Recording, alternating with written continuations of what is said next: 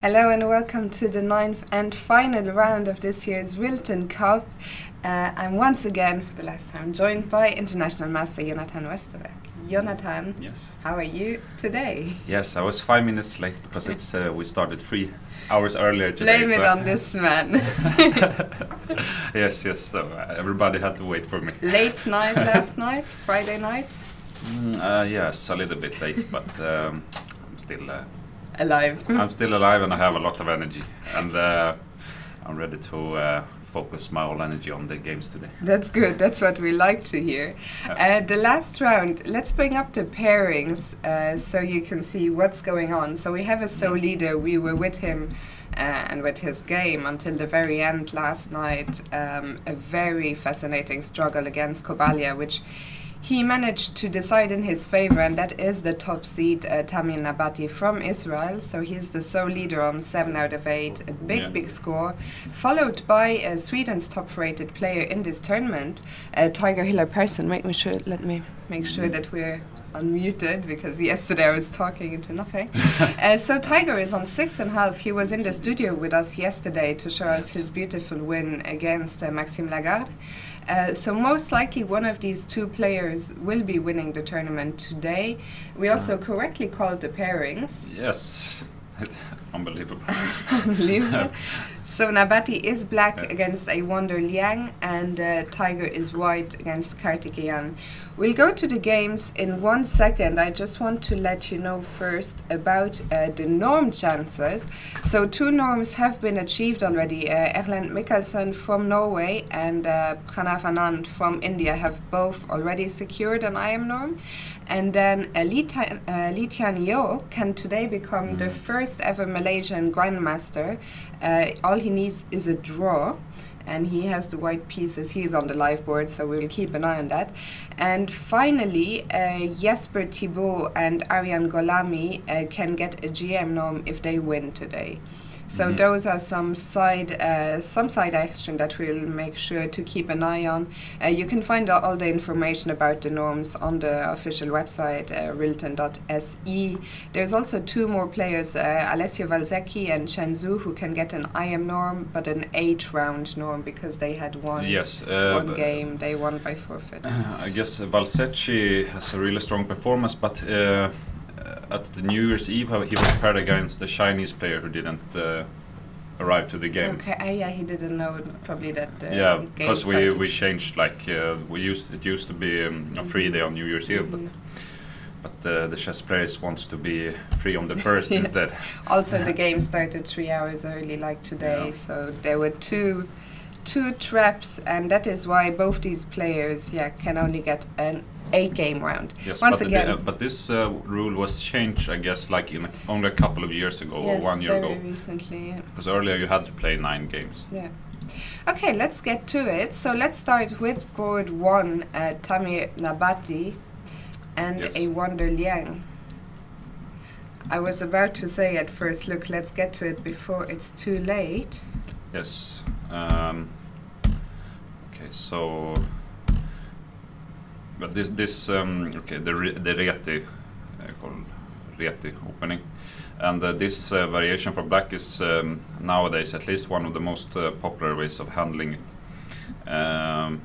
because white wants to doesn't often want to play with this move d4, but rather some play with c4.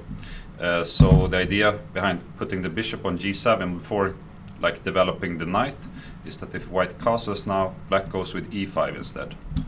Therefore, black is already asking a question after bishop g7, if you want to allow e5, or if you are gonna play d4. He plays d4. c6, castles, knight f6, c4, and here black took on c4, and now I'm out of my book. Okay, maybe I've seen it before, but what I know from before is that usually black goes castles. Let's say takes, knight c3, knight c6, I guess, and something with knight e5 used to be played. let's say e6 and f4, and this line was used by Anatoly Karpov actually many times. He won some like brilliant game against Kamsky, for example. And the idea is sometimes you attack on the king side, but White's main idea is that the structure is like symmetrical, but this bishop on c1 is better than the bishop on c8. So the next move for White will be bishop e3 to f2. And after the bishop goes to f2, you can sometimes push with e4, but also something later with g4 maybe to attack the king. So this is like the normal way of playing this position. But Black took on c4. Let's take a moment. What do you think is going to be Nabati's approach today? Do you think he is happy with the draw? Yes, I think he's very happy with the draw. Because it's only Tiger who can catch up with a win, which will be extremely... He's playing a really strong opponent. But also, I think Nabati must have the better tiebreak. I was just looking at that over here. I'm fairly certain that a draw today would give him tournament victory. But I don't think Liang wants to draw. No, of course. Also, Nabati, of course, played a very, very tiring game yesterday. It was different from all the other games we have watched, maybe because it was like more like a game of boxing or something, because they didn't even have know what plan they should play on, and they were both short on time, just making moves and avoiding and trying to avoid mistakes as long as possible. I think it's not so much that it was a long game in duration, because I think these players are used to playing long games, but I think it was a very nerve-wracking game, you know, because as you said, there was no clear plan. They were both playing on increment for maybe an hour or something. So most likely Black will and the result was never like decided. Just in the very end, Kobalia made a mistake. But yes, I guess Nabati is happy with the draw today. A4. And I wonder, Liang made very easy draw yesterday with Black. After I guess he was still in preparation the whole game.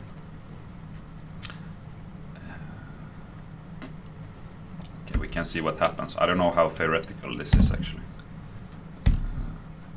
So basically, Black is right now defending his extra pawn, and I guess White is forced to regain it. 21 houses.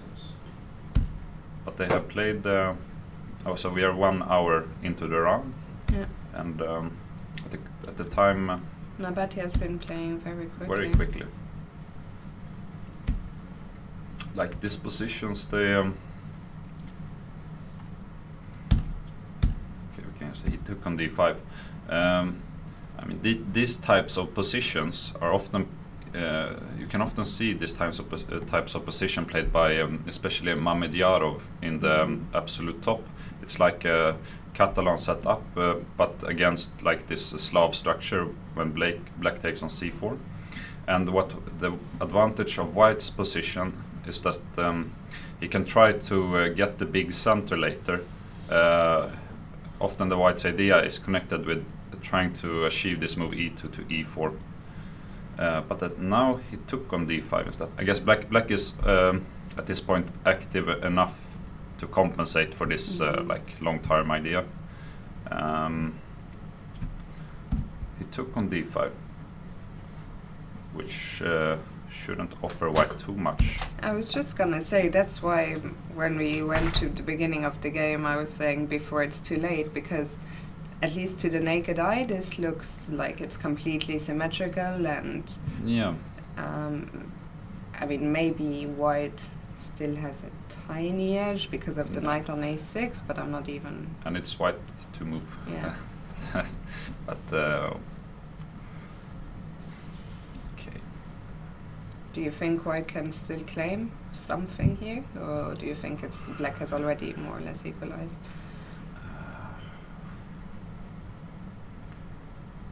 In this structure with no queens left, it shouldn't be because without the queens, the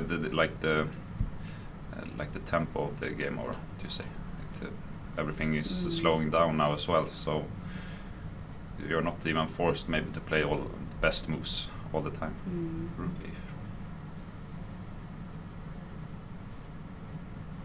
Okay, so he wants to put some pressure maybe on the queen side. I mean, this. But somehow. Can I was just gonna ask. Can I think about putting the knight to b4? Yeah, that's one thing I don't like about White's position. That he has no control over this b4 square.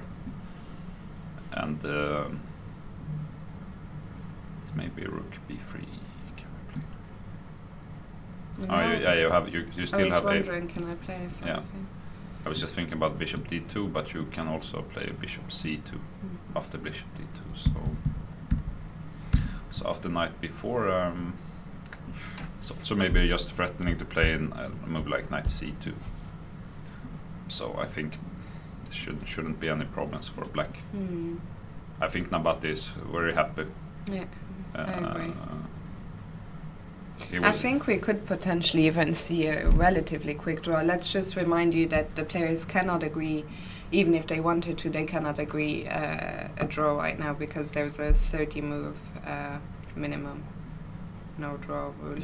Yeah, but I don't think black is worse.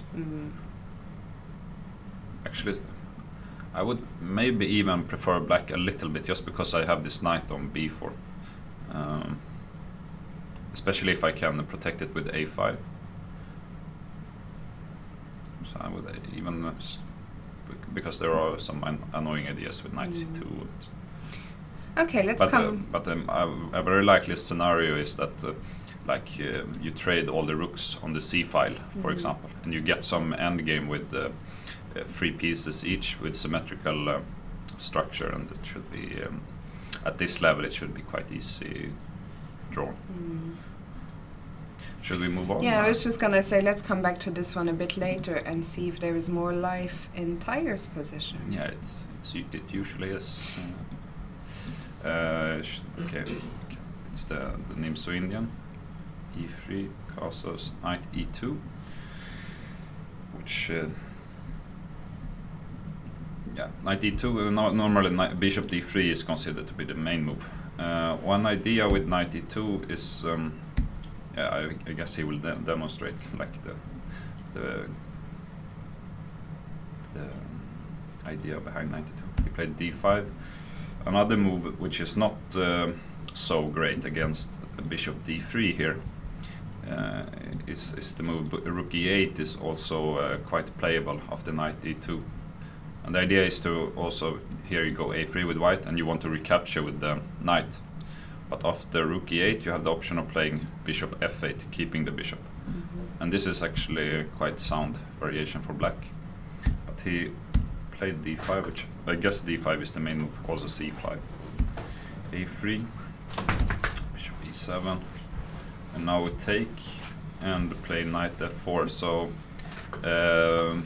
So you can basically get this type of position with playing bishop d3 and knight f3. But this knight on f4 is maybe slightly more active compared to the knight on f3. Bishop d3. And this is actually very ambitious variation for white, because the idea, we can just get to the position. Yeah, a5, f3, knight a6, king h1. We talked a little about like 2 rounds ago. We had a game in the Queen's Gambit decline, where white put a knight on e2 rather than on f3, and they played f3. And I mentioned that the idea is to expand in the center with a move like e4. Here e4 is an idea, but it should never really work actually. But the main idea for white is to play the move g4, as far as I know. And that's why this setup is, he played king h1 in his last move, and we have seen Tiger before playing this move king h1 and trying to storm. You know, normally you castle on the opposite side when you storm with the pawns, but he wants to storm with the pawns in front of his own king. I mean, it's at least it's good to see him take a an aggressive approach to today's game, and he sort of has to if he wants to have have a chance of winning the tournament. Yeah, this involves some risk for white. But what you want to do, that's also maybe a good thing with having the knight on, for example, f4. If you can achieve if you can push like g5, you drive back the knight from f6, for example.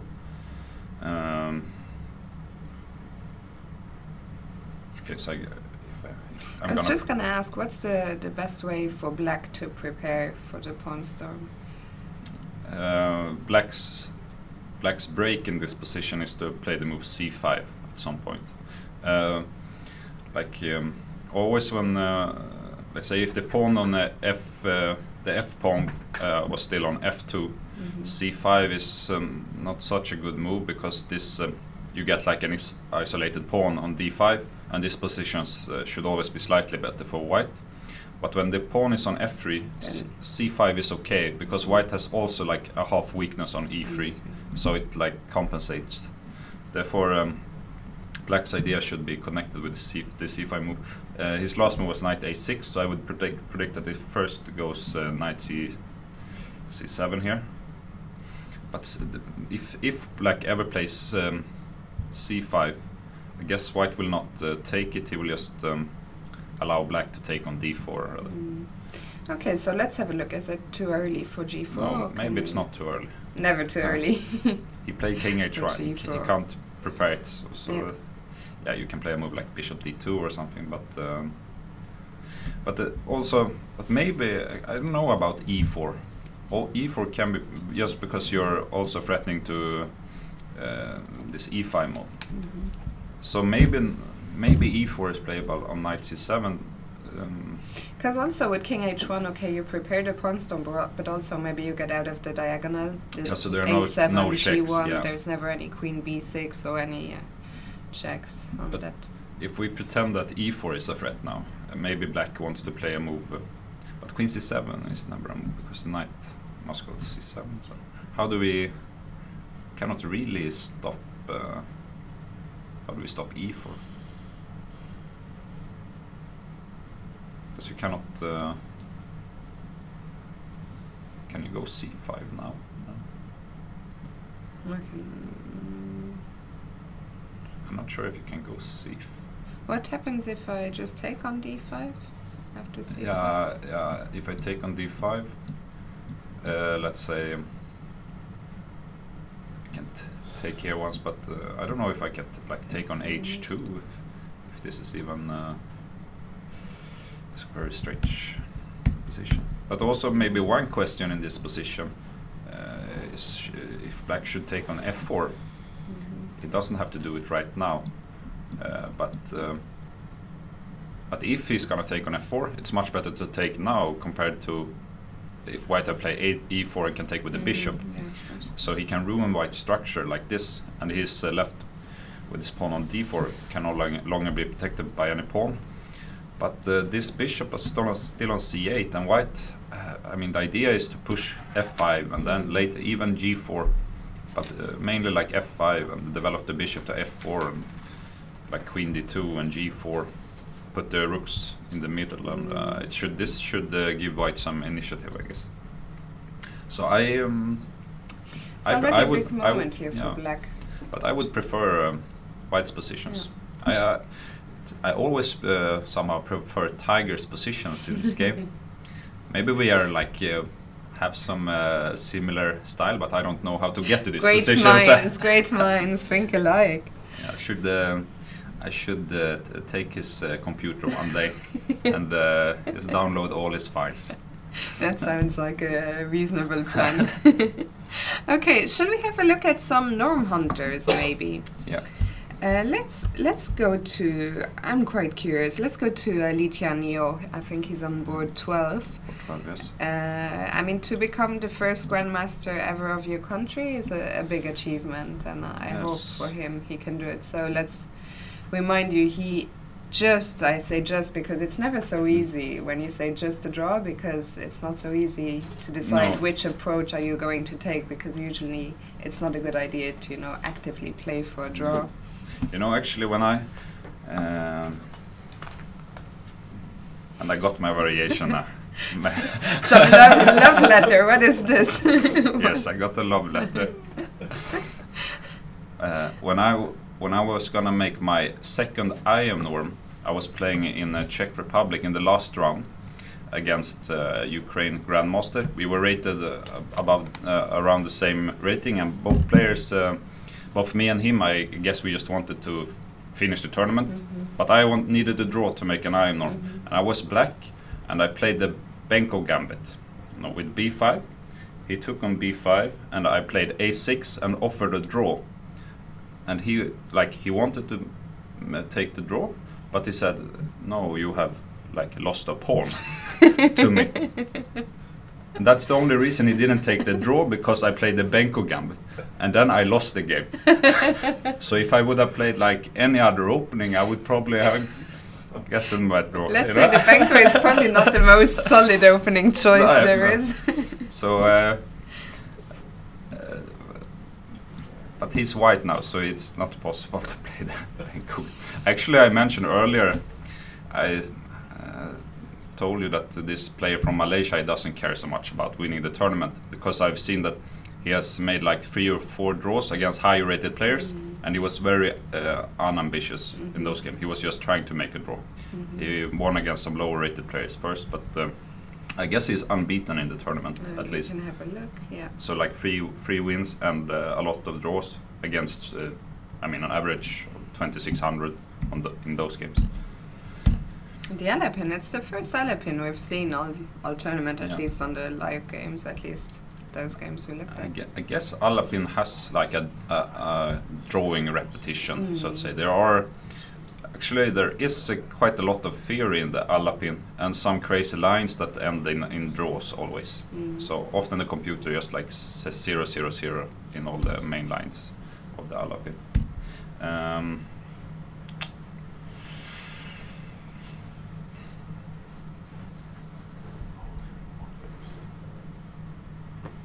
But this is not the main line.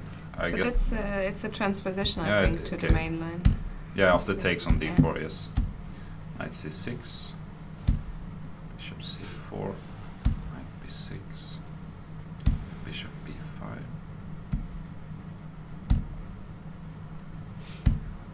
b5. Maybe I played this line with black. I have played this as white, but I put the bishop to b3 instead of b5. I think here. You mean right now, yeah? Yeah, and then d takes, and then d5. This is some sort of theory. Don't ask me to prove it now. But I always thought this line with bishop b5, takes, bishop d7. I always thought it was very solid, especially with black, because I guess it takes on d7, but black has quite easy play here. You want to go just e6, bishop e7 and castle, and rook d8, and play against this isolated pawn on d4. Yeah, I think it's what I just said. I really hope this doesn't backfire for the play with the white pieces, because I think, okay, of course it's easier said than done, to say, okay, if you need a draw, just play a normal game. But I think both of us have seen so many cases where you play for draw too actively, it tends to backfire quite badly. What normally happens is that black often gets an isolated pawn on c6 later, and white has this isolated pawn on d4. But the problem is sometimes black has this square on d5, and the black bishop is somehow better to attack this pawn on d4. We can see what happens. Knight e6 castles. a6. It's not the move here, I guess. Bishop e7 is this I've seen before. And after queen g4 you can castle, because bishop h6 will be met by queen takes d4. So a6 is not actually that common. Yeah, it's strange, because it was played within 4 seconds. Yeah, but maybe it was maybe 3 years since I looked at this. So maybe a6 is the better move now. Yeah, black must have prepared it. I don't know, but I expect this. It's just that you want to castle quite quickly with black, because white can can annoy black a little bit with queen g4 and so on. For example, now, yeah, you play bishop b4, but if you go bishop e7, queen g4, castles, maybe this is already quite good for white. I mean, something like knight e4 already. Can you maybe be greedy and take on d4? Yeah, maybe you can. But even if I can't, I can maybe start with rook d1, let's say king h8, and I can still like go knight e4, and it's some initiative actually. Therefore, I don't know why he played a6 so quickly, because you have this trick of playing queen takes d4 with the knight on c6. I mean, here if queen g4 and bishop h6, you can go queen takes d4. I also have a question after take. What if I play queen g4 immediately instead of rook e1? Yeah, actually, I suspect a move like a h5 or something. We have seen h5 a lot. That's true. Maybe it's... But this is not like... it's not completely safe for white. No. It's not safe for black, but it's definitely not the position you want. It's very double-edged, yeah. And I'm not sure how theoretical this is. I've never seen this position before. I've never seen. But positionally, I would prefer black because of this isolated pawn on d4, especially with the dark squared bishops. Queen g4, and he played with king f8. Yeah, because castles now would be met by bishop h6, winning at least an exchange. King f8, bishop g5.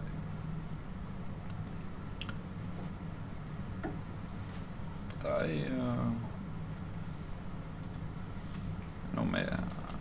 I wouldn't want to play like this with black either.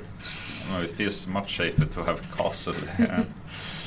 Actually, but I think I would still take black here as well, because especially now, so he took on c3. Yeah. And I really hate playing with the bishop against the knight like this. I mean, I prefer knights in general. Yeah. Which is, it depends a little bit if you can get safety for the king. Yeah. If you can be able to untangle this position with the king somehow, you will be better with black here.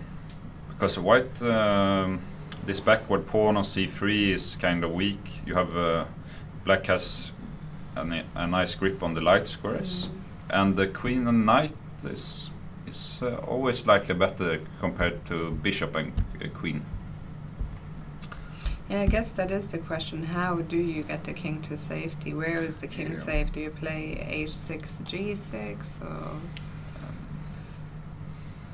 how do you do it?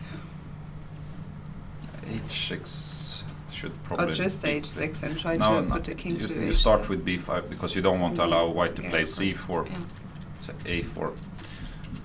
You don't take this pawn, I guess, because after b takes, you will play c4 and then also d5, and then you may regret not castling with black. So after a4, now you want to find some safety with the king. How do you really... you can never be completely safe, maybe. But you start with h6, I guess. You have to. You can start with g6. Bishop h4 should be played. You can... maybe put the king to h7? Yeah. It's just that when I play maybe king h7, can have a check on e4. I don't know. What if I play instead of? What if I play g6? No. After h6. Yeah. g6. I wanted to avoid playing g6. I mean, there's some bishop g3 and bishop e5, and if I'm gonna play with h6 and g6, I don't want to play with f6 as well.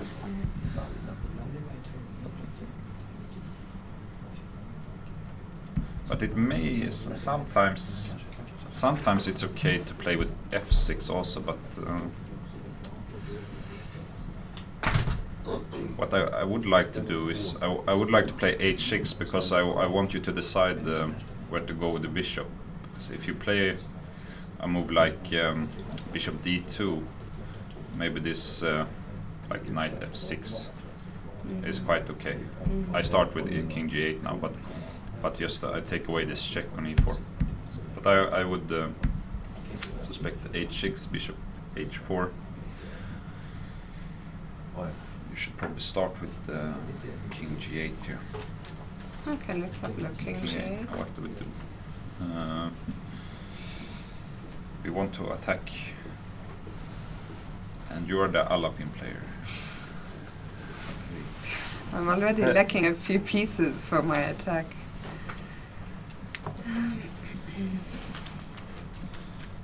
Okay, what happens if I play f4? f4.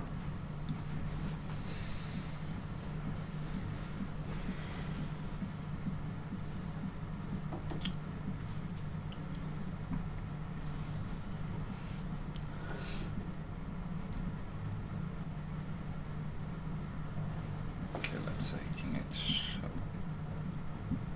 and you go f5 as well.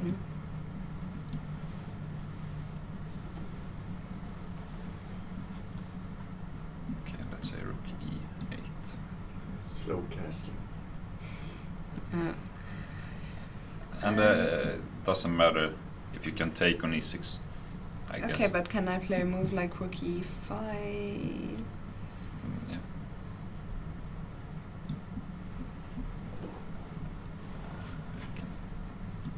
I cannot take. Now I go king g8. Now I have castle. Okay, but I will go f6, I think. No? Yeah, maybe.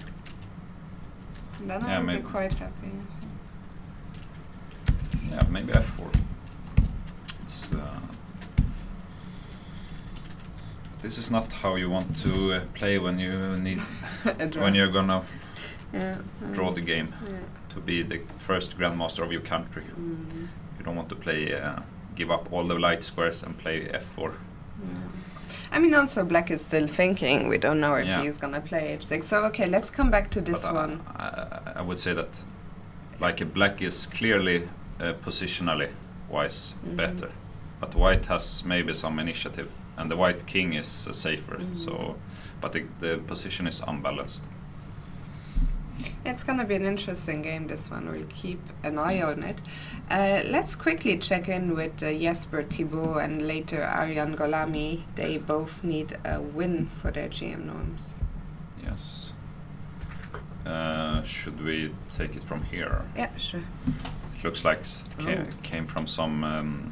what is going on here? Benoni or King's Indian. Actually, I think, no, let's go to the beginning and let's quickly see how we got here. So it started off, this is the Benoni. Like, the clean way of getting into the Benoni is taking first and then playing d6.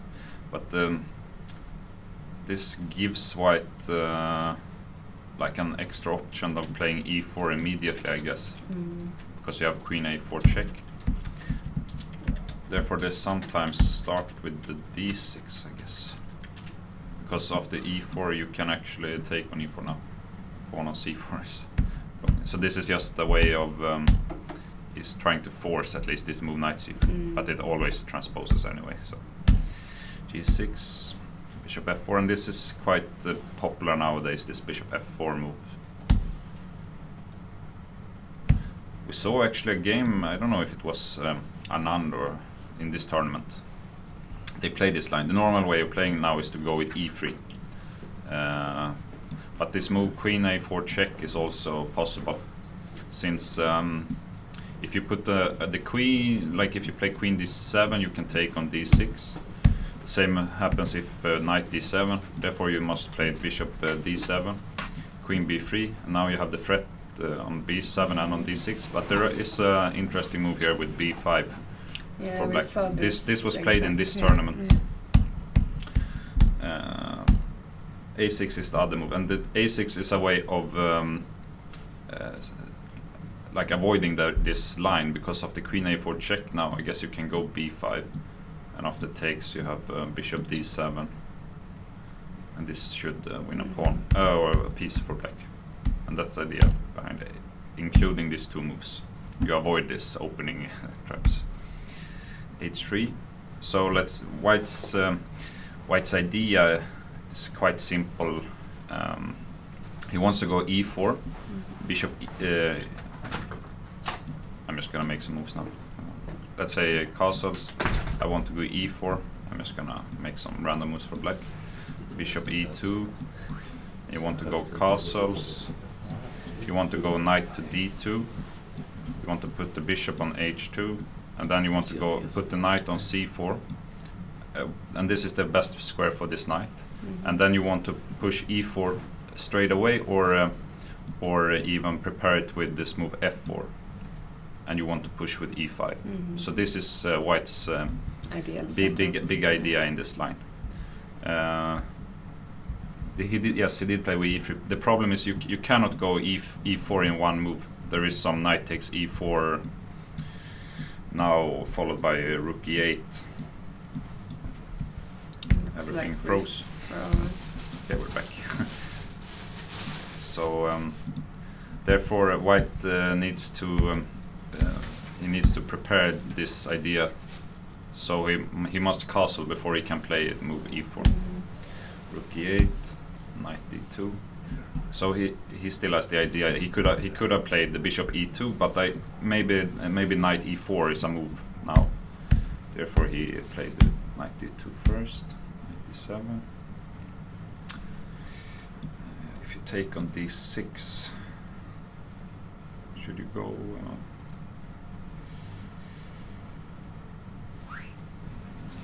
You should probably get back the pawn somehow. Just knight B6? Yeah. You can take on C5, but maybe this is a lot of compensation, since White is 2 moves from castling. If your opponent plays knight D7 quickly, you know that you can't take this move. Bishop knight E5, bishop H2, H7, and now F4. So all White's moves have been connected with this idea, but he played F4. Yeah, let me ask you a question, because I don't play the Benoni with either color, so these all positions I'm completely unfamiliar with, but I see the engine jumped to +2 after F4. Why did something really go wrong, or is it just a kind of position that the computer doesn't understand? It wins a piece. Ah. The knight is trapped on E5. Yeah, there goes my question. Did he spend 45 minutes on this? Losing. That means that he doesn't know this exact position. I think something has been wrong with Maxim's state of mind, especially during the second part of the tournament. Like, I mean, I say this every day, but he's been playing so slowly, which is very unlike himself. But also, he was the leader of the tournament halfway through, and then somehow everything started going wrong. I know one idea for black here is to go. The only idea I know is you normally place queen E7. Let's say knight D2 or bishop E2. I can include this move knight D7 as well. Let's say bishop E2. But one of black's main idea in this line is to play this move knight E8 actually. And after castles you play F5. And then you can come back with the knight to F6.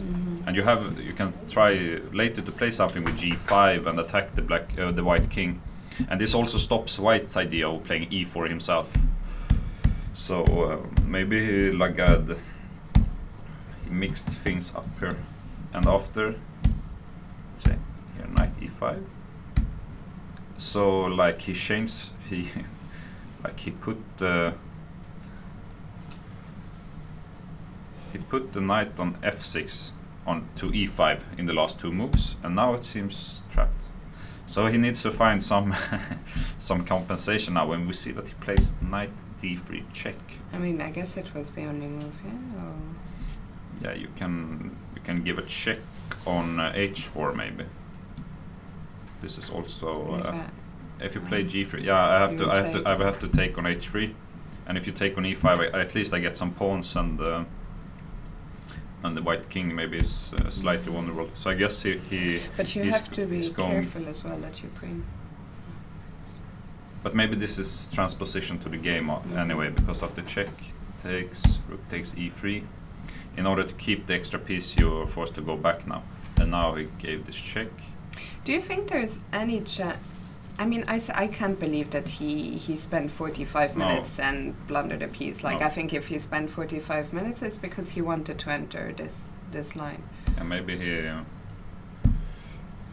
no, if I have a chess book on the Benoni. And there are many like model games where black sacrifices a piece and you have an attack like this. But here also the computer doesn't agree with black position. Yeah, but of course it's one thing defending with a computer and it's another playing it at the board. But see, it feels like feels like white it's has a not lot of enough. pieces Yeah. around the king. But you have to maybe watch out a little bit. Black is right now threatening to play this move rook f3 check. And give a checkmate on f2. For example, a move knight f3 can be met by rook takes f3 now. So queen Queen e1 e1 seems is logical. queen e1 is a logical move, yes. In order to drive back this queen. And after, yeah, where do you even go? But after a move like queen e7, I mean, you have many moves, maybe like bishop g1, but you can probably start with knight Can you f3. even play knight c4? Yeah, knight c4. I mean, this, Knight c4 and the rook has no squares, yeah? I mean, it just looks completely over. I cannot, maybe, okay, let's try one thing. I can try to win a second pawn with rook takes h3. Because if you take, this is actually mate on the board, yes. But so black has two pawns right now, but you just exchange queens, and you can't even defend this like d6 pawn here. So like Also, I mean, your rook is probably yeah, your rook never is completely going offside on out, h4. Yeah, getting out. I guess I we mean, can yeah, even trap knight the f- rook immediately. What if I play Yeah. g3? Yeah, g3. I mean, in this position, it's probably like 15 winning moves or something. Yeah. So, yeah, he played queen e1. But you can, I mean, rook h takes h3. It's like resigning. But I mean, this is one way when you're playing for the GM norm and you need a win. Like, this is a game you're Yeah. quite happy to play. yeah, this actually I think like I think Okay. he just let's see his result for the last few rounds. he did lose against Yeah. Tiger yesterday. So he was on 4.5 out of 5 on the halfway mark, and Yeah. then, I mean, even the game against one of those games, he was struggling. I think he'd been even Valzecchi was a game where he was worse. Yeah, Gopal, I think he was very seriously worse because Yeah. Gopal failed to convert these 2 Yeah, days in right, a row. Like right. Gopal had So, a few pawns for the exchange. so he has had his second half of the tournament Yeah. was he was struggling. Yeah. But this looks completely Lost. yeah. It looks like it, and I mean Jesper is only 18 years old, but he's a very strong player, and he will. I guess this is easily converted. You just have to watch out for mate in the next 3 moves, and then you win. Let's go So, out to our third. Very strange. Our third GM Norm Hunter. He's playing on board 10 with the black pieces, and it's Aryan Golami. So he also needs a win for his norm. And this position is far from clear. The black is up a pawn, but it's this double pawn on f6. He just took a pawn on b2. I mean, at But- least again, I think at least Yep. you're happy that you get some, some unbalanced, some dynamic position and something to play for. I think I always think if you need a winner for a norm in the last round, if you lose, okay, shit happens. But Yeah. at least if you give it your best shot rather than, getting a position where there was nothing all game. Yeah. Oh, what's your view?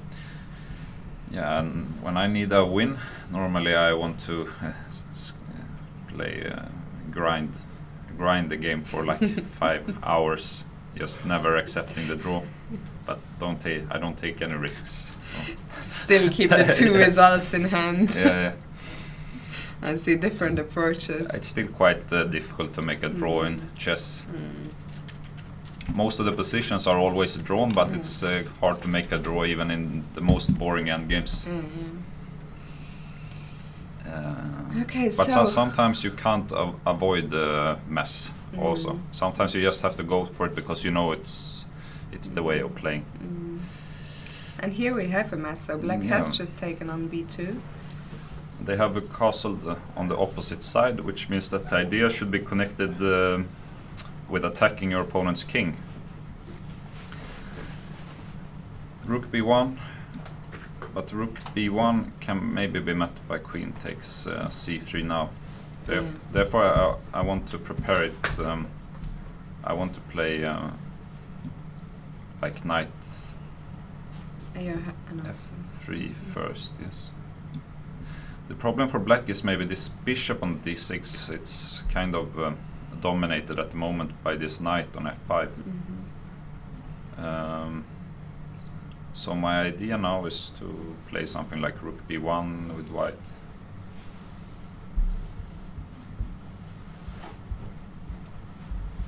Maybe, but you can play something like bishop d6. Yeah. Because if I trade on d6, for example, rook takes d6. White never wants to take this bishop on because he has ruined the structure for black. But if he takes on g6, the black structure is, I mean, fine again. But it's not so easy to avoid this to take. Therefore, I guess white doesn't want to take on d6. He wants to play something else. You can play rook b1 now, and let's say queen goes to a3, and the queen wants to come back via a5 to c7 or something.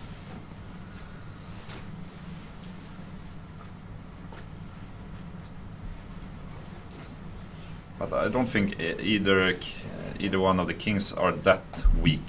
It should always be possible to defend your king. Somehow I prefer black. Just a feeling I have. It's something with something like the. I would definitely take white. I much prefer white's attacking chances. I think the black king. The problem. But I don't like the white queen actually, because I cannot see how I'm gonna bring it into the game. Yeah, bring it into the game. There are no entries on the e file. And if I play a move like rook b3, let's say. Yeah, and I go queen to a5. And then can I bring it to b1? Yeah, let's say queen b1. I play. Can I go queen c7? And. How do we continue this? Jonathan, why do you put the knight on f3? It's really bad knight. Why don't put it on b3? And rook b1 and attack. You need a knight on the queen side to attack here.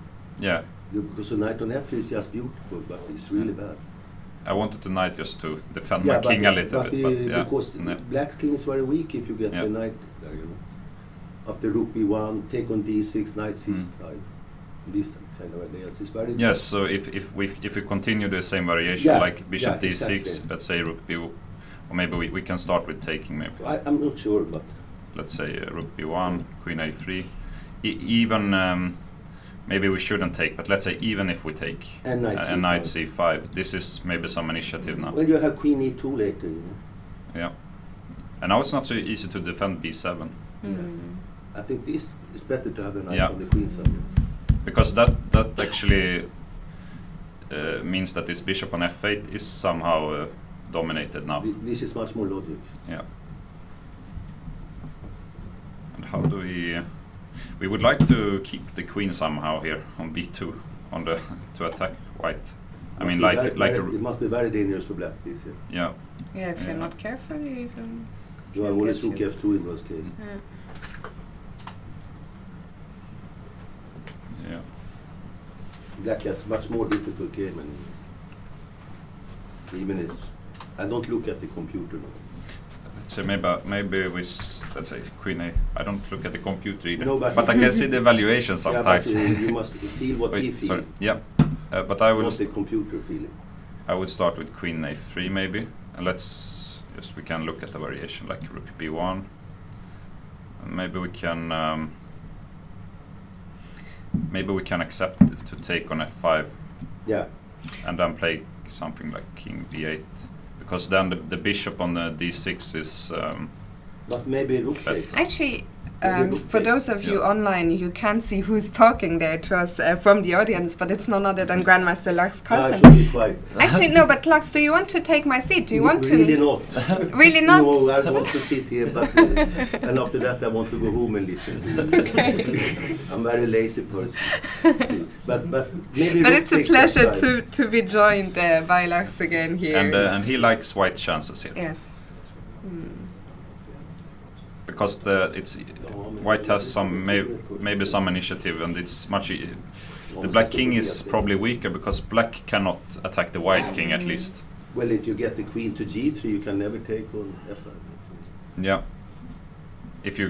He's mentioning that if you can get the queen to G3, you can never take on F5 because the black king is very strange. Yeah.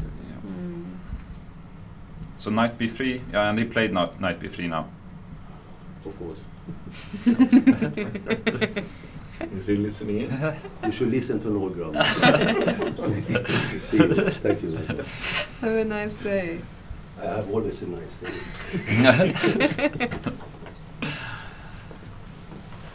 Yeah, but it's not so easy to play this with black, maybe. Yeah.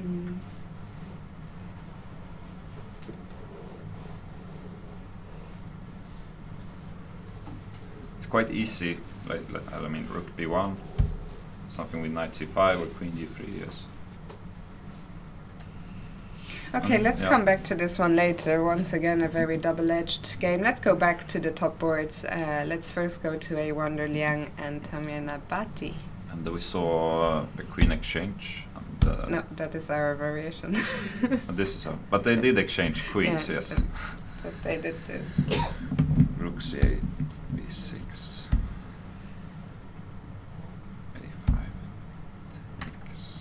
So white sacrificed a pawn temporary. And black is thinking. But this. Okay, and he just played E6. Should white? I mean, F6 is F7 is a little bit vulnerable. So where do you want to bring the knight to E5? Can we go to E5? But this bishop on H4 is actually really good because it prevents on black F4. On F4. Yes, bishop on F4 is actually strong because it prevents the moves Rook B8 and Rook C7, which means that white has actually managed to put the rook on the 7th rank, which cannot be opposed. Kicked out, yeah. I would like to play more like Rook A1. Also, I'm also wondering, after knight E5, does white ever have any G4? Can we ever try and trap this bishop? I mean, no, it can probably always go to C2, A4 in the worst case. Okay. Yeah, I like your move, Rook A1. Let's look at Rook A1. It was just, Rook. Can we? I don't know if we can play this move Rook C7, if it's playable at all. What if I take on F7? You take on F7, yes. But then D4 is hanging in the end as well. Yeah, this you can take on G6 also, but okay, let's say knight takes F7, king takes, bishop takes, but I take on D4, and B2 is hanging. So maybe after knight E5, you should at least consider this move Rook C7. But Rook A1 looks quite nice because if you can take on A5, it's not so easy to defend this knight, actually. I agree. And you are threatening to take because Rook C1 is never a move because the bishop is on F4. You can play a move like h6 or something, but I will always meet it with h4. Maybe I should take at this moment, but h4 secures like this bishop and gives me some luft for the king. So what his last move was e6, yes. And after, what will I play? Rook a1.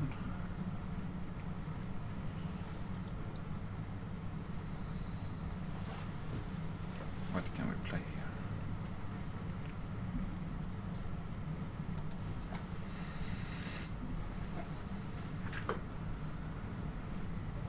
I mean, you can try to like play knight b4, and I take the pawn, and maybe knight c6 or something, threatening to take the pawn on d4, and let's say rook to a4. But after rook a4, maybe you have something like a bishop c2, and you cannot defend d4 anymore. So maybe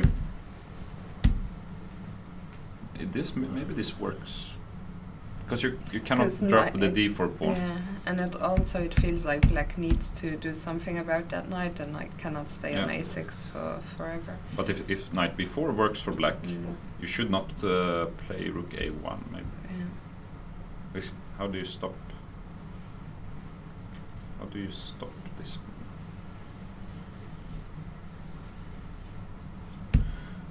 But white should be able to at least regain his pawn here somehow.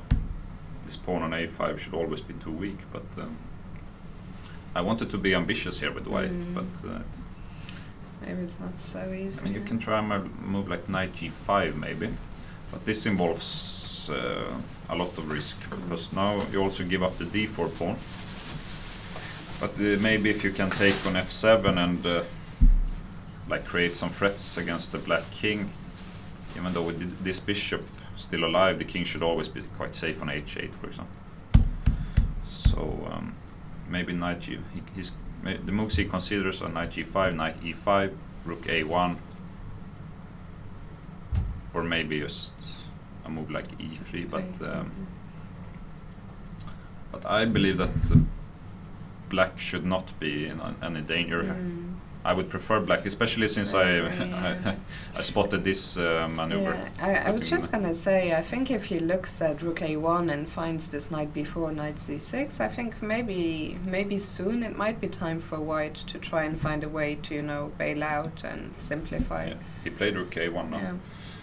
But what do you do with this? Definitely have to be played. And because if we don't take now, and you play knight c6, what are you rook? Then suddenly everything is under control. Yeah. Even though maybe you can probably always make quite easy draw later. Let's say I play a move like h4, you go knight c6, and let's say I mean, even if I make some stupid moves like e3, I should somehow I should always be able to regain my pawn. I mean, like something like bishop c7. Or can you even play knight e5 and exchange that, or maybe knight e5 right now. After e3 maybe we're not threatening to play. So. Ligger att han springer d2 också. Han har också en plan att gå till b3. Yeah. So it shouldn't be that dangerous for white, but I definitely think it's equalized and no danger for black. It's only that you don't want this rook to stay on b7 for too long. At some moment you need to exchange it or get rid of it. What game are we watching now? Maybe we can go board 9 one time. Yeah, sure. Mikkelsen needed to win, yeah? No, he already achieved his IM. He did achieve his IM. Yeah. Okay, then we can change board. Yeah. Yeah, I thought maybe he's a friend of yours or something. I was like, sure. Maybe he is. I'm not sure. Because he's 1 year older than me, but we played each other in some Nordic youth championship a couple of times. but I don't think we spoke to each other. Then you're probably not such great friends. Probably. And we can go to the two. Let's go to Valzacki actually. Yeah. Valzacki is playing against Maze, who has made a nice comeback, like on the opposite spectrum of Lagarde. He had he won yesterday. yesterday, Yeah. So he had a Queen ending. He had we see he had 1.5 of 4 after 4 rounds, but now at least he has managed to win 4 games in a row. Yeah. And if he wins this, maybe he can get some prize money or something. And Valzacki is one of the 2 players who's playing for this 8-round GM norm, but I'm not sure if he needs a win or a draw. Probably a win. The only pity with getting an 8-round norm is that it doesn't really do. Yeah, because you need 3 norms, but not just 3 norms, because you need 27 games, and that's normally 3 norms, like 9 times 3 it's 27. But if you have a norm on 8 games and 2 on 9, it's only 26 games, and you will not get the title. So basically, if you get an 8-round norm, you either need 4 norms or you need 1 10-round norm. But there are not so many tournaments where you can achieve. But it's a big difference between an 8-round norm and a 9-round norm, at least. So we have this position, and not a. They have exchanged 1 bishop. No? What is? Yeah, 1 piece have been exchanged. Very closed position. Not the most exciting game, to be honest. Yeah, but it's these positions are not so easy to handle, actually. When I say not the most exciting, I say what I really mean is it's very tough for us to figure out. It's a lot of work. But I can show one line now. Sure. What Black would like to do, because his last, he would like to push a4. But if you go a4 now, White has a tactic with knight d5, because this queen is on b4, and when you take on d2, I have an intermezzo. Knight takes f6, and after king g7, I can play knight h5 before recapturing queen on d2, and I win a piece. Therefore, knight c3 is preventing this move a4. But White's idea should be connected with opening the king side. I'm really sorry to interrupt you, but let's very briefly go back to board 1, because they have gone down the line you just showed us a minute ago. Knight b4. Knight b4 was played, rook a4. Knight c6. Yeah, and rook a4. And I was wondering about this move, bishop c2, right? Yeah.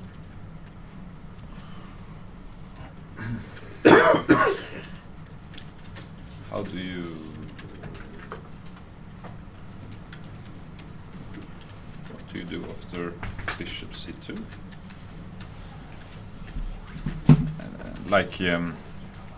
Let's say I play a move like rook a1, but now I guess you can take, and if you take, you cannot even take on a7.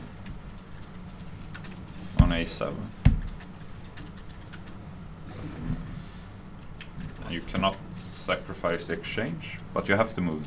Oh, you can. Okay, you have this move b3. Ah, I missed b3 actually, but it looks strange.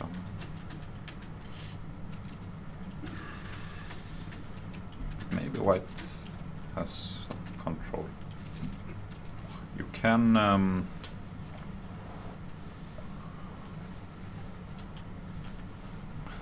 Okay, so Nabati, he wants to draw, yes. He will probably secure the first place with a draw. So maybe you can try a move like knight d8 if you want to make a draw, which probably forces rook takes a7, takes, and now you get rid of the b3 pawn. And there is not much to play for you. 5 pawns, symmetrical, the same like setup of pieces.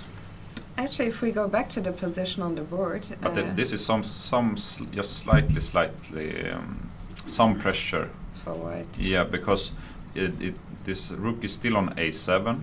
F7 is a little bit weak. Yeah, I don't think Nabati this is not completely safe, but yeah, I think he will be happy with the draw, but I don't think he will accept a position where he's suffering in order to achieve that. But after rook a4, you don't have to play bishop c2. I have been cheating once again here on my side of the table, and I see the computer wants bishop g4 to eliminate the defender of the d4 pawn.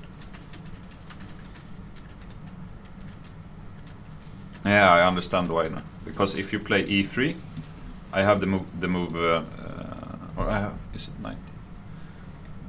It's some move with the knight now. Because when you played e3, c3, c1 is no longer under control.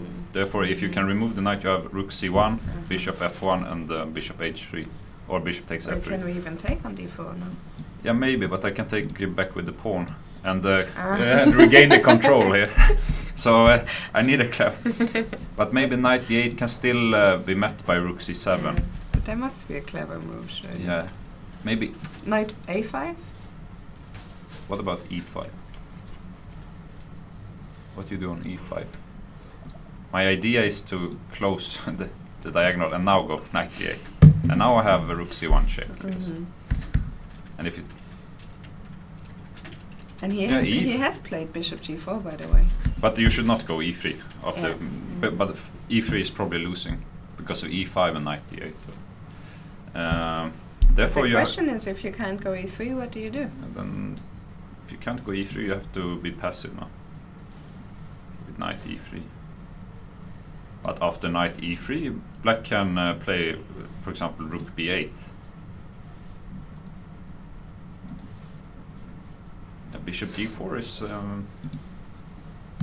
And Nabati, I mean, yesterday evening, his conversion maybe was not flawless, but it's very hard to judge someone, you know, in the 5th, 6th hour of play. But I think in the, middle games, he has been very, very precise throughout the tournament, taking every chance he got. And once again, I'm not surprised to see bishop g4. And this, you cannot play a move like knight e5 because knight takes, let's say pawn takes, and now you can play bishop takes e5. Let's just show that. So if we take rook c1, bishop f1, and bishop h3. And this is checkmate. So bishop g4. Oh, actually, sorry, can we just, for my own curiosity, can we go down that line? You had the move. I was just wondering if I can somehow hold on after f3 or f4. But it's made in it's one. Made. Oh, sorry. This is checkmate.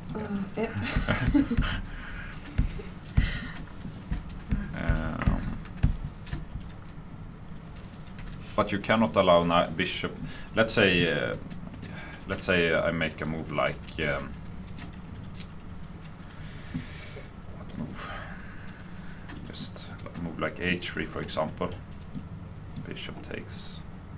Okay, now this is not so good, but I want to take with the bishop. But let's say that the pawn was still on e2 or something, and I had the bishop on f1. I mean, these kinds of endgames with unbalanced, like black has 5 pawns and white has this b pawn.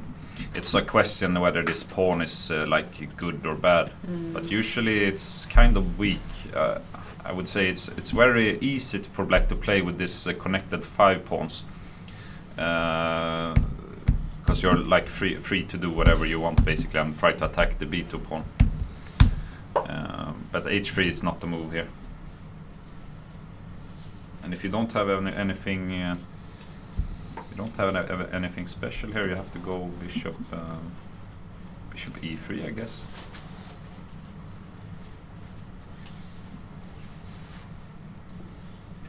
Let's say, okay, let's say rook b1, rook b8, sorry, takes, and this is very passive with white actually. You just want to take the b2 pawn. And if you go something like rook a6, you can take on f3 and d4. Same. Let's say after, What do you just out of curiosity, after taking in that line, after taking on f3, so when you win the pawn, how do you? It was like.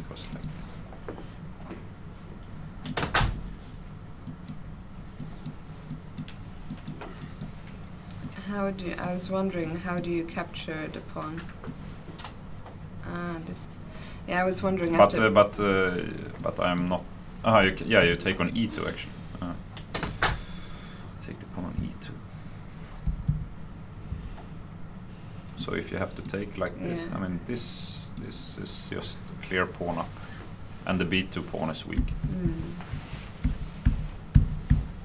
But isn't this problematic for black now? For white after bishop g4. Yeah.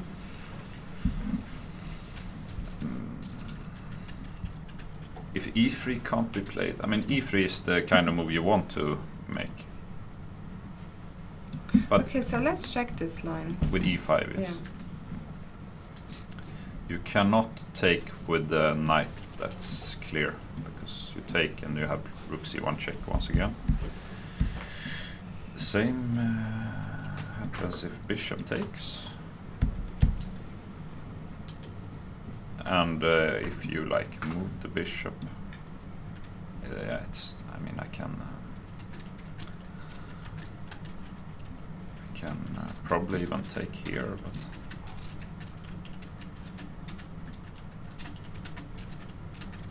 even though that's not completely, but I can also like. What is after knight a5? What after knight a5?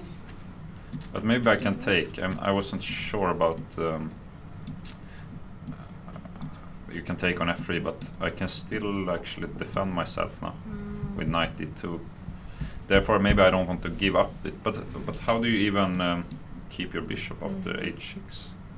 It's trapped. So, but you have to take with the pawn.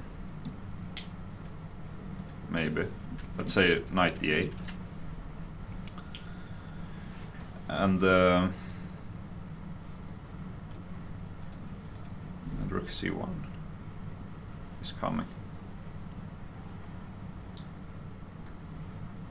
and f3. So this just seems to be winning. Therefore, e3 can't be played, I guess. Okay, shall we let a wonder think? Yeah. Let's quickly go back to Tiger's game. We haven't seen that. Oh, by the way, we had a result on board 3. We didn't get to look at that, but it's not so relevant to the top. I mean, they will share places. Yeah. But it's good for Tiger. Yeah. Because if he makes a draw, maybe he can at least secure second place. So we left it here after king h1, and black did decide. He did play c5, yes. Because I think knight c7 will be met by e4 actually. Yeah, that looked quite promising. But then we have this strange. We looked at something like this.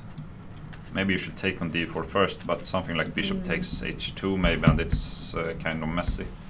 But I prefer to keep the pawn on d4 with white and go with g4. But he started with bishop c2, but after knight c7 he went with g4. And it's, he spent half an hour on this move.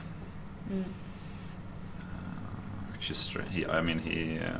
When he played, let's say on move 5, when he decided to go knight e2 instead of knight f3 and bishop d3, he already knows this idea of playing g4. So this is nothing new to him. But maybe there are some stuff to be. You have to calculate something, and maybe there are some lines with taking on f4 and taking on d4 maybe. But this looks, let's say, maybe knight e2 for example, and you take on d4 with knight, and you have the bishop pair, and you can play f5 and g5. So, but how do you continue here with, because you got to play this move c5, But if you take on d4, and if d4 is not the weakness now, you have actually like helped white to develop this bishop on c1. But at least maybe you can, I mean, you open the position a little bit at least. Now I want to find the. I mean, there are maybe something about bishop takes f4 now. Oh no. I was just briefly thinking about like playing bishop knight e6, but then I should start with knight e6 now. Knight e6 here. Still, I also think that after g4, one of the things you must have been calculating is this move you showed earlier, bishop takes f4. Yeah. But this. Oh, you like this for white? Yeah, I like this for white. Maybe I should go something like knight e6 here. Yeah, because this the pawn on g4 and f4 controls a lot of squares as well. So the black pieces doesn't really look so good after bishop takes f4. I'm not sure what to. Okay, we can try maybe to. Let's try to just mix things up here with b5. Just the idea is to go something like b4 and just create a lot of mess, and also something with bishop. Stupid, I guess. Yeah, and just to we can just try to make the white idea work here. Something like g5, and I guess the knight is forced to go back, because if you take on f4 now, I take on f6, and I take on f6, and I also take on g7. So let's say knight e8, maybe. And do we can play a move like queen d3, because it's not. I mean, even if we allow g5, knight e8, it's not completely sure that we will get mated with black so easily. Therefore, a move like b5 makes some sense to play b4, or just try to annoy white a little bit, I guess. And if white takes a pawn on d5, for example, when white has played a move like g4 and g5, this can offer quite good compensation. Maybe I can win back the pawn immediately, but let's just say a position like this. Now white has lost some like control over the position, and suddenly everything is open, and this king on h1 is starting to look weak. So I mean, I have the feeling that b5 is not the best move, but it's the way of creating some counterplay. I was just looking, do you want to stick with this game, or shall we come back to it? It's quite interesting, but they will spend a lot of time, like, I guess. Yeah. Very, very tough. I guess I'm pretty sure we will see like a time scramble in this game. I agree. Also, but by it's the way, good because it will be a lot of fight and probably equal chances for both players here. Also, we never mentioned it, but on board 1, after bishop g4, A1 Liang is down to 20 minutes for 20 moves. Yeah, so time is ticking there too, and he's still thinking. It's strange, you know. We are in an endgame with symmetrical pawns, and we think like we can always make an easy draw. But he just plays a move like bishop g4, and we don't know what to do anymore.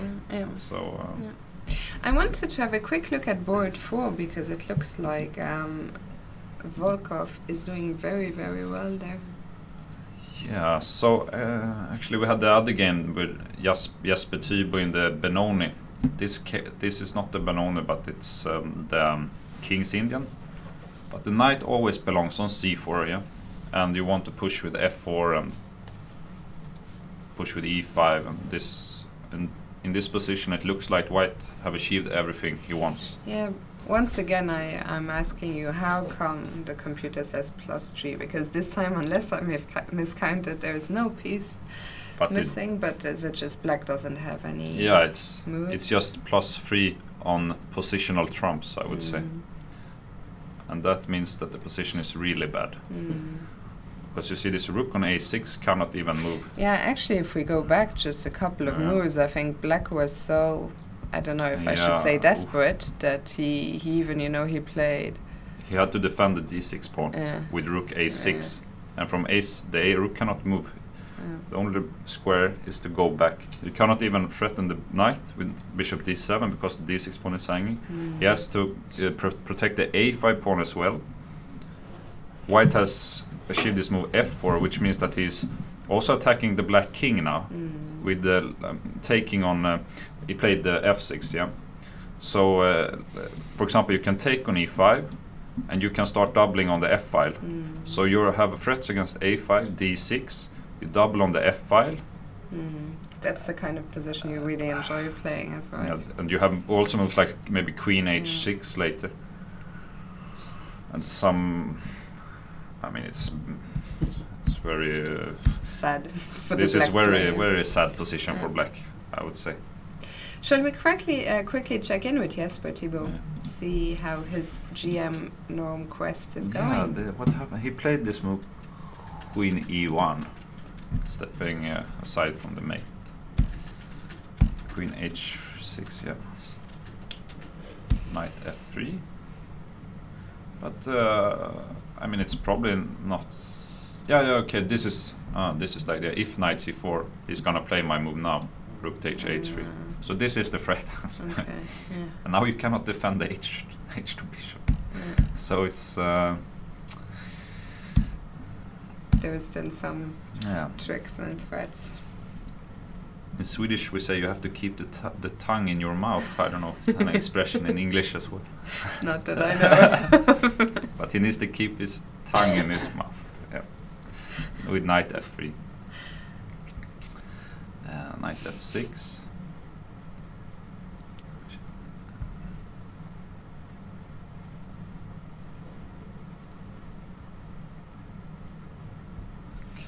I mean, it just looks completely lost, actually.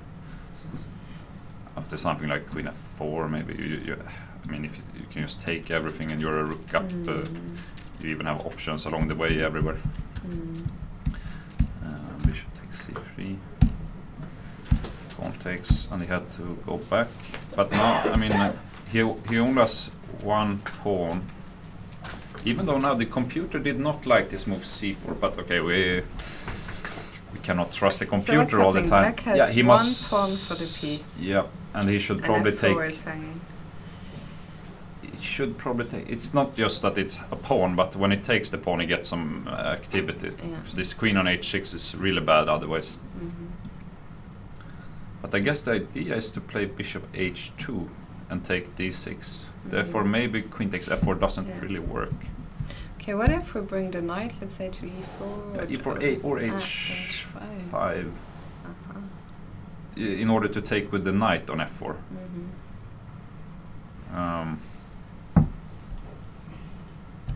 But I mean, you can probably just play.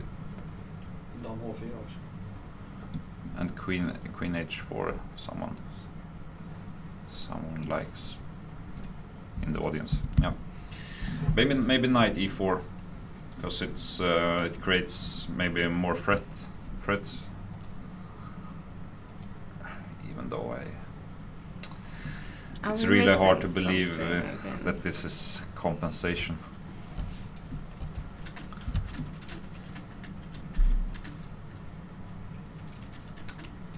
But it's clear that black needs to do something very quick here.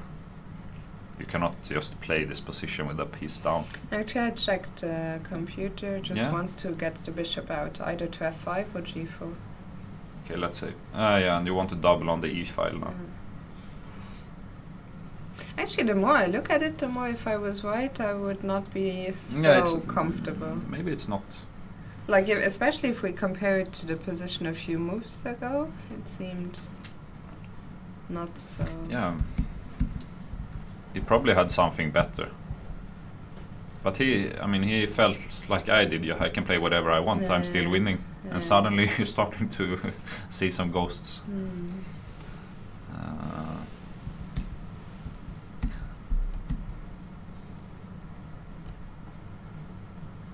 Yeah, what you would like. White would like to play something. He wants to defend the pawn on f4 and play something like g4, but it's impossible to achieve because you can always take on g4. But there are some annoying squares. Let's say I play your move bishop. I like bishop f5 more than bishop g4. Because it's not. By the way, where do you put your sorry pieces? to interrupt you, but A1 Liang has just played e3. Which we thought was more the or losing less move. impossible, Yeah, e3 is impossible. What do you do after e5? Fantastic. If Nabati wins this game, 8 out of 9 Yeah. is simply an incredible score.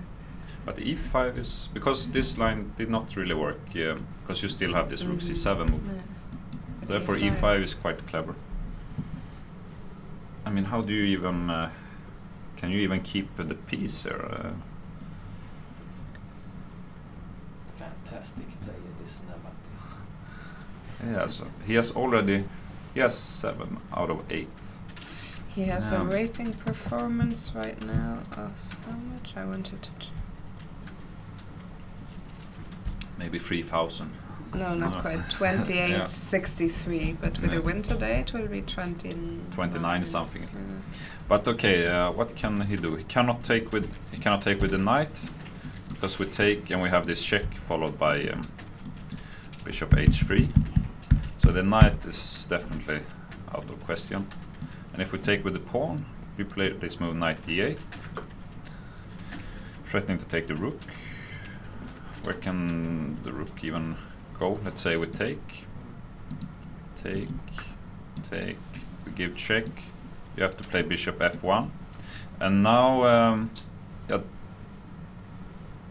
because if you take on f3, maybe I have this this move, and it's kind of strange now because white is doing the same thing now after rook takes d8.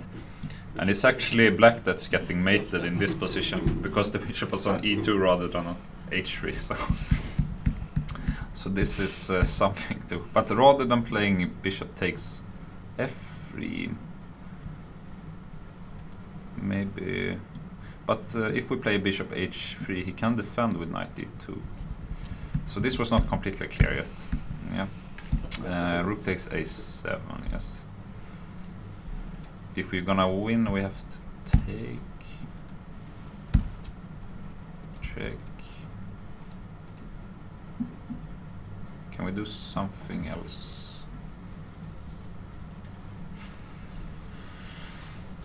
Takes. Maybe this is winning actually. And after rook a8,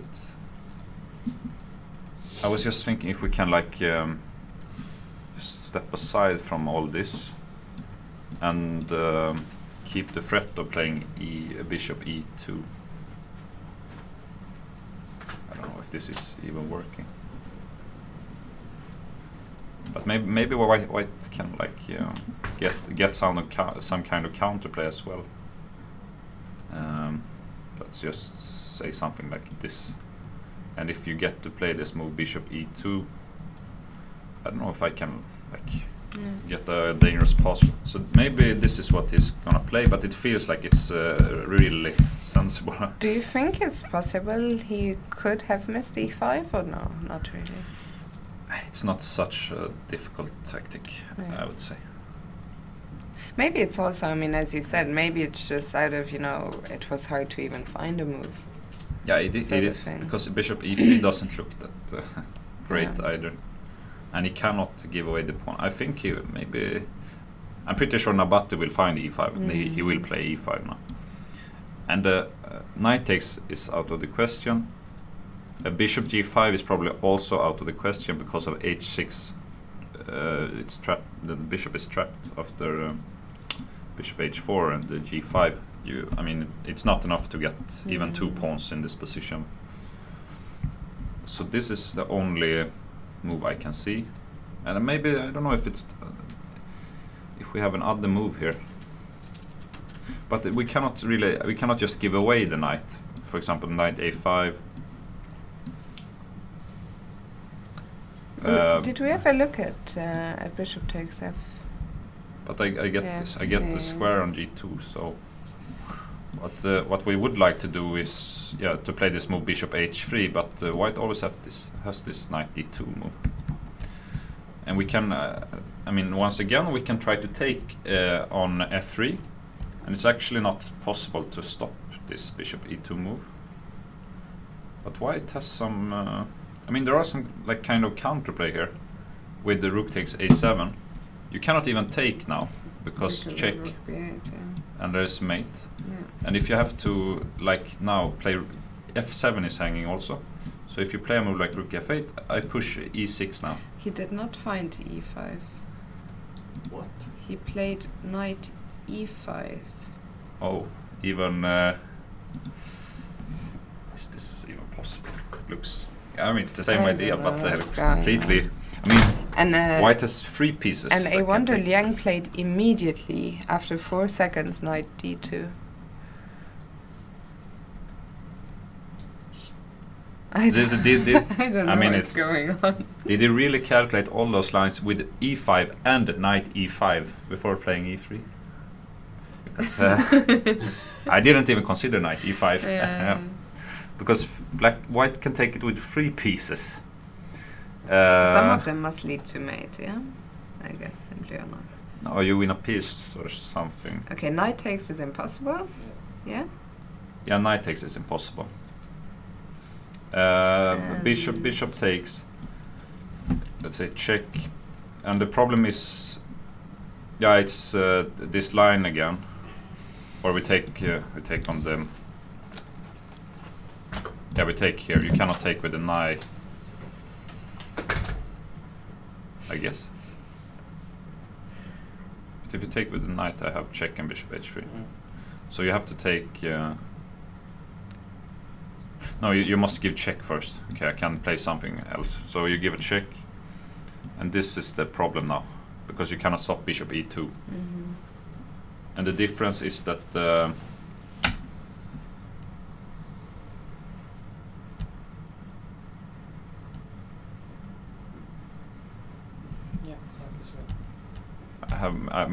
Let's say after the difference is white doesn't have this counterplay with the pawn on e5, so this is simply like a better version, I guess.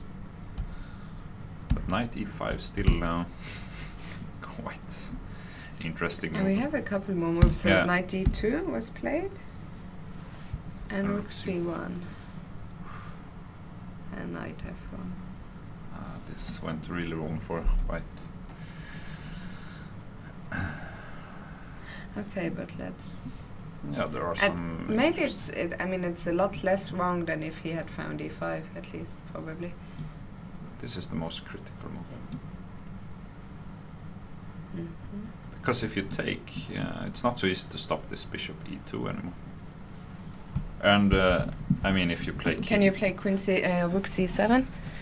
You mean in this line? Yeah. Play rook c7. And then rook c2.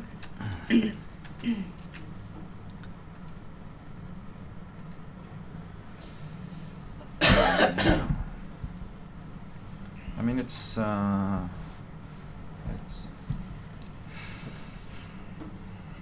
c2, yes, but this is probably no. Maybe you cannot. They have played this, by the way. Knight f3 and king h1 is on the board. What about rook b1? But it's really strange, you know. You can play rook c2. I have this move bishop d1, but you can take on a7, you know, because once again I have this mate. So I mean, there are many strange lines here. But even if I don't play bishop d1, I mean, there are so many weak squares now. I mean, everything looks quite good for black. He played king h1, but now I mean, you have ideas with playing knight d2 first. and if you go back, I take one time and play bishop h3. So if you go knight e2, he must have this move e4 now. It's the only way. But there are some other interesting moves, like g5 here is a move. And now you must put the bishop on some strange square as well. I can tell you it's the best move. G5, yeah. I mean, do you play something like bishop d6? And now you don't have this e4 move anymore. So I can go knight e2. Listen, this is, and it's good to drive this bishop to d6 as well, because you're not getting mated with black anymore in these lines. Yeah, we have found, or you have found, quite a few mates in these lines. But okay, so let's say knight e2. Can you can you even defend yourself? Let's say rook c7, and I go rook b1, and now you. I mean, because the big difference now is that if you take here, I'm not getting mated anymore now. White is actually one move quicker in these lines, because he can take on f8 immediately rather than playing bishop h6. But when you have the bishop on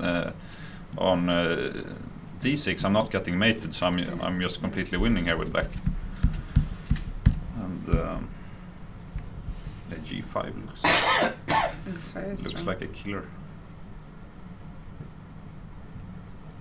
It's strange. I mean, Avonder Liang was playing white. He exchanged queens, and then he's just getting outplayed in a couple of moves. I mean, as we said, it's sometimes you know you play a couple of more normal moves, and then you realize it's already too late to bail out with a draw. You miss bishop g4, and then suddenly it's just too late. And then he must have missed bishop g4. You spent half an hour, and now you have very little time on the clock. But let's go to board 2, where Karthikeyan spent half an hour after g4. And has just played not b5 but b6.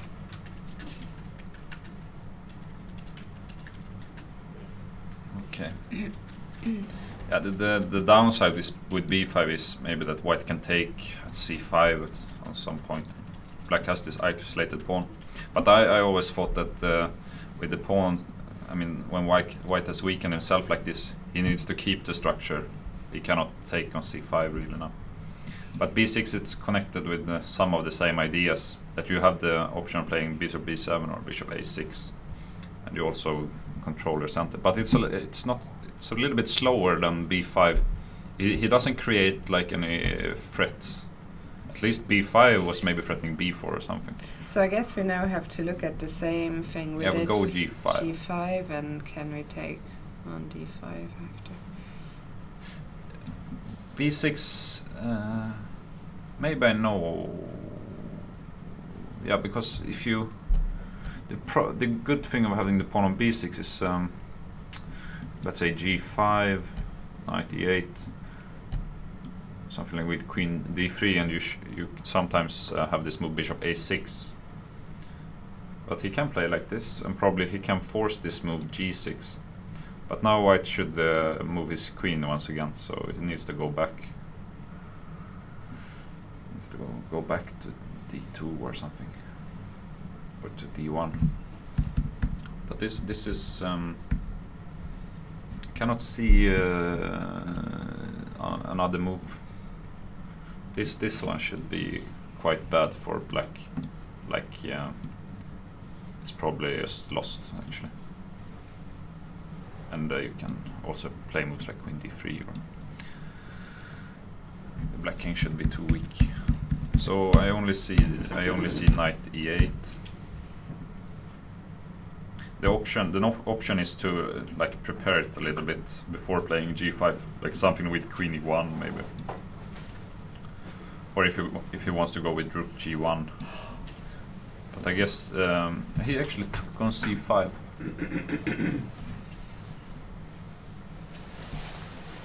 And the idea with taking on c5 is to win a pawn, I guess. b takes c5 should be played, I guess. And now he wants to take. He wants to take on d5, and he's saying that the compensation is not enough for this pawn. Like he wants to. Let's say we take here once. Maybe go. I don't know, bishop b7.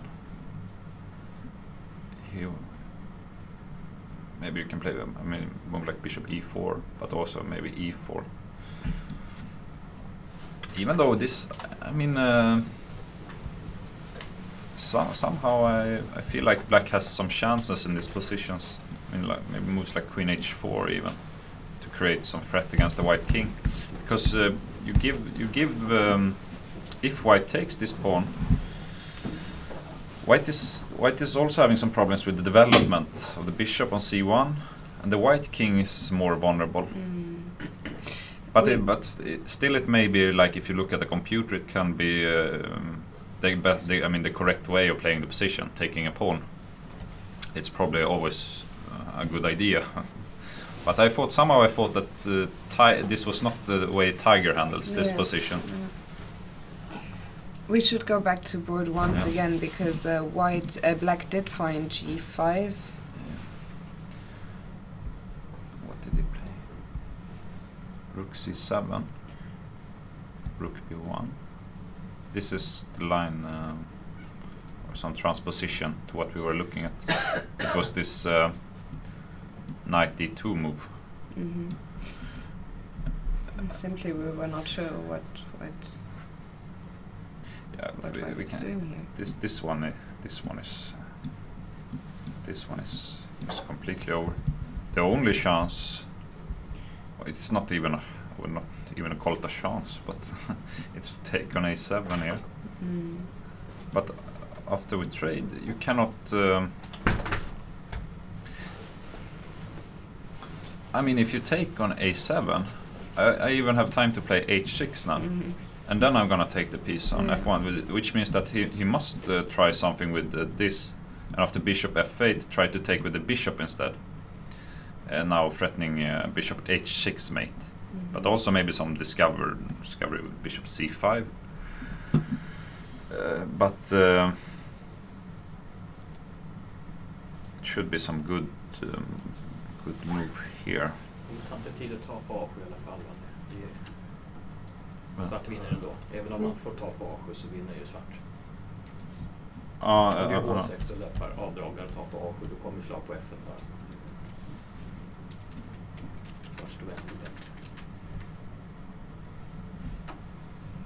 Yeah, someone in the audience is saying that even if we allow bishop c5 check here, takes on a7, this should still be quite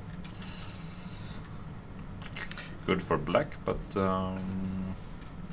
it's not completely clear here. After h3. I wanted to just win a piece or something.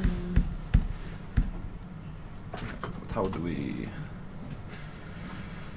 What is the best move here? He has played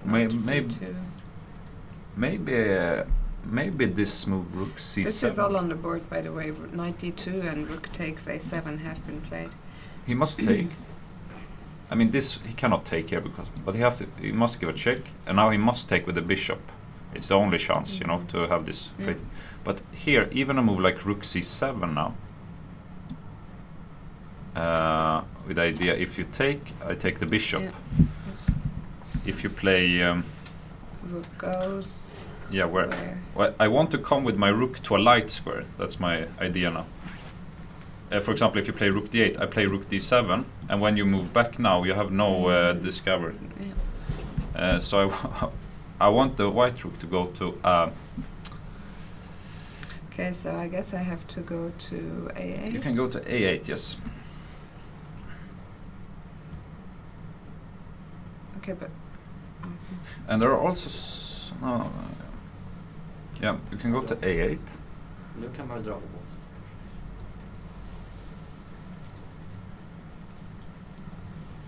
And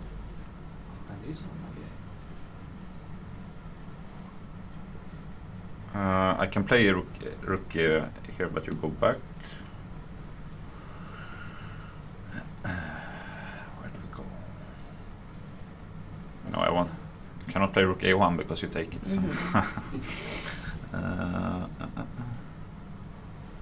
Should be something. Maybe not. Okay, but I think this is completely forced. If white is going to have a chance.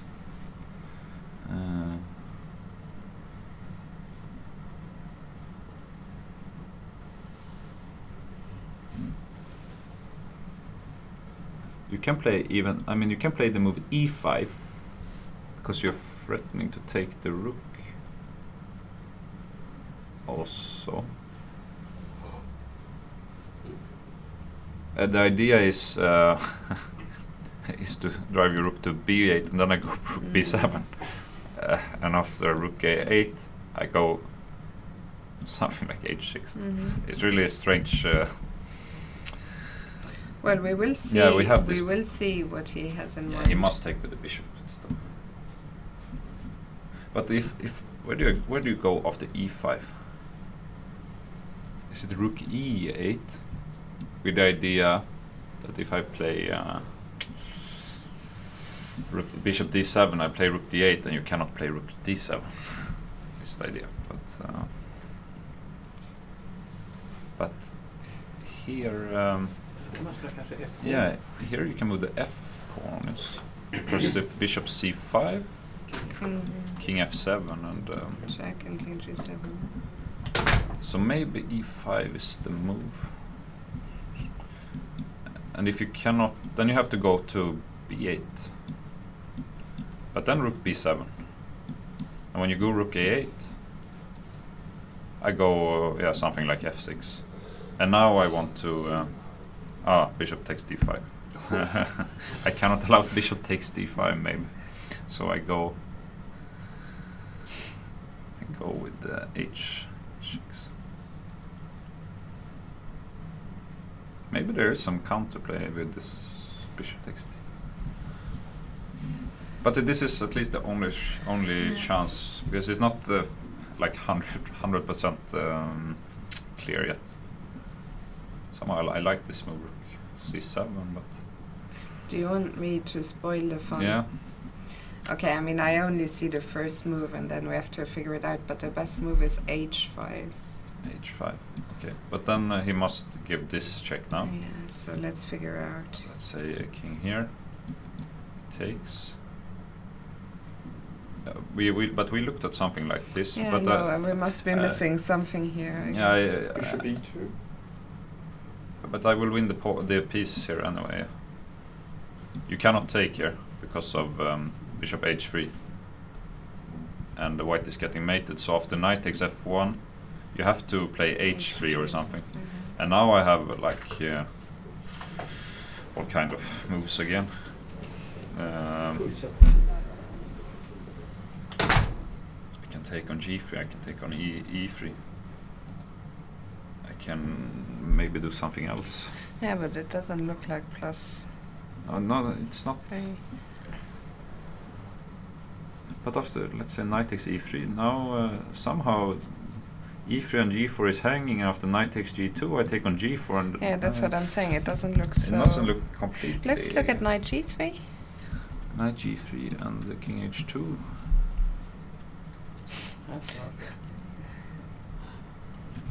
No, okay, let's go back. But you don't have to take, maybe. It's.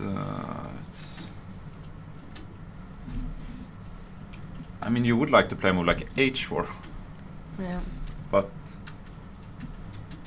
to go h3. I guess white just plays h3. And he still goes with the king h2 or something. So how do we... By the way, just to let you know, we had a Yeah. couple of results. Volkov has beaten Santos Latasa, we saw Yeah. that position, and also Kobalia has beaten Sengupta Deep. We didn't see Volkov's the full game, but It it looked yeah. like very instructive game. How to handle the kings, like the king's Indian King's Indian structure. Okay, let's figure this one out. Where is the win? Yeah, where's the win? Where is the win?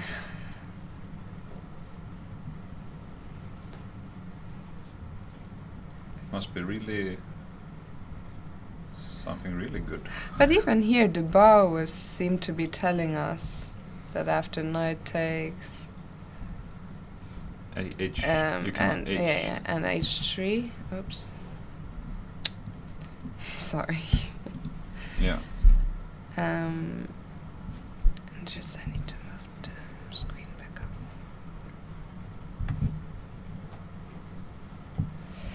Even here, the bow was saying that there was something, but what can it be?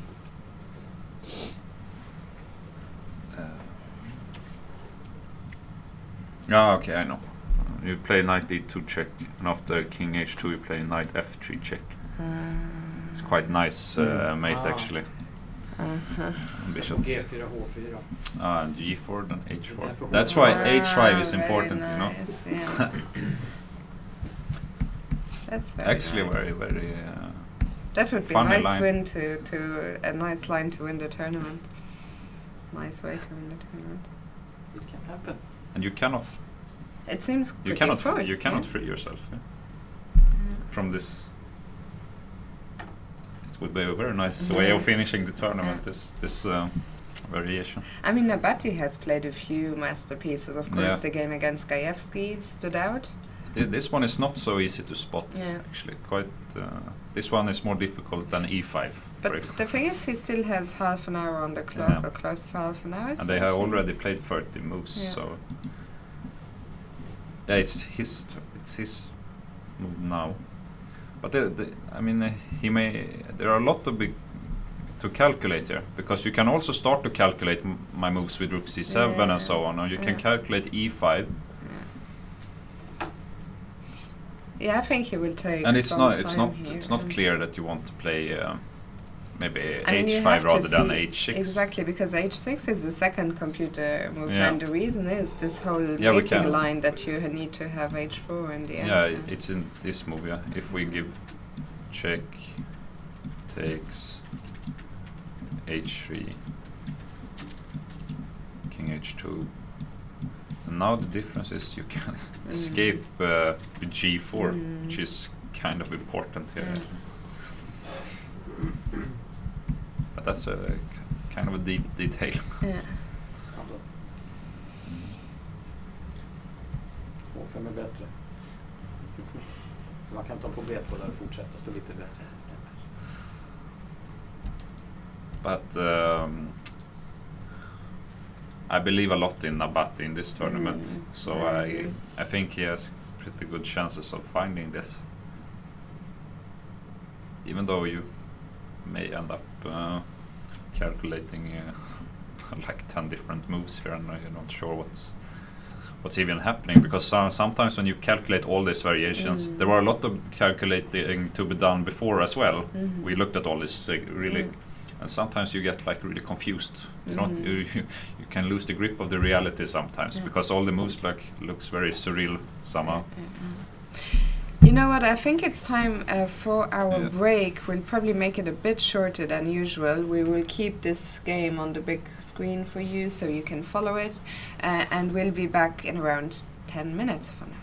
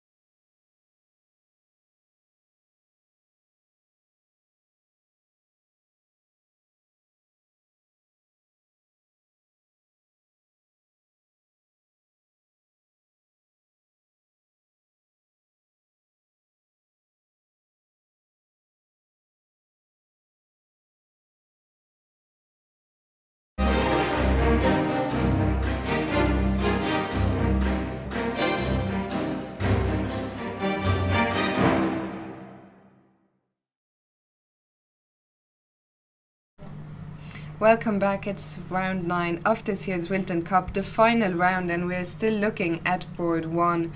We left it off here wondering if black would find h5. We had just demonstrated why it was the best move, and Nabati found it. So he played h5, and white didn't play bishop c5, which we had looked at because that actually did lead to forced checkmate. So bishop b4 was forced. Yeah, and it's probably the only move, yeah. Okay, so bishop b4 check. So we start moving the king. King g7 was played. Bishop takes d2, and at the moment white is up some material, but this knight on f1 cannot be protected, I guess. Yeah, he played bishop b2. The only way to defend it is either putting a piece on c1 or playing king g1, but I think in both cases rook a1. Yeah, rook a1 is an important move. Yeah. And white is thinking now, how do you... It's hard how to even keep the game going, actually. Because even after it's not just that you have to give up an exchange, but the king will be stuck. I mean, after king g2, Let's maybe say, black has some g4 yeah, because moves, the king is not completely safe. Let's say I play a move just like bishop c3, takes, and now we go to a1 anyway. Some of I mean, we have a threat. I was wondering, after bishop c3, do I even have to take immediately? Or can I start with a move like g4? Yeah, you can start maybe with g4. Therefore, this move is quite important for white now. What we even do? Yeah, what do we do? Should we? We can try rook c1. Takes. Rook a1, bishop d2, takes.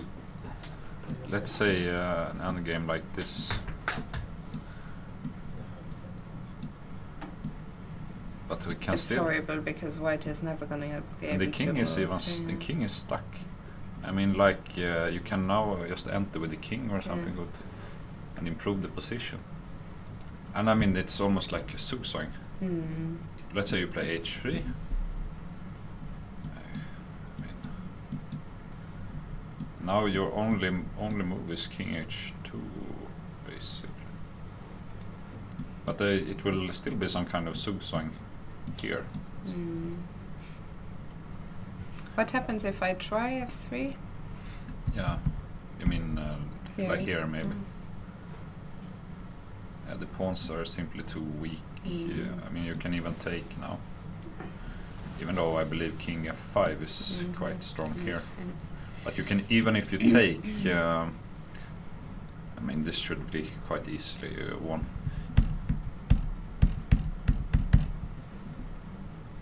So you can't even get like an okay, you can't find an okay way to sacrifice the exchange, but I believe that white must keep the rook in order to have a chance. I mean, you must play this position with the bishop and rook versus but two how rook. do you get it? Yeah, without getting mated. It's not so easy actually. And we don't want to lose the b2 pawn.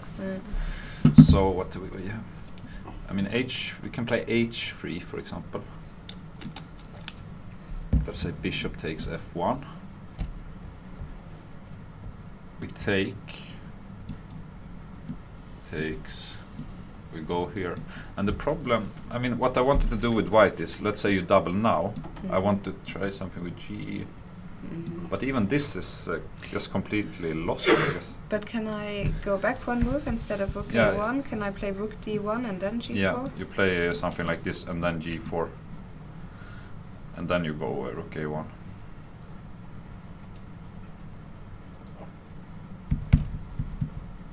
Even though I believe this was also just completely winning, because you play something like h4 and then rook h1, rook g1 check, and you take on h3. So.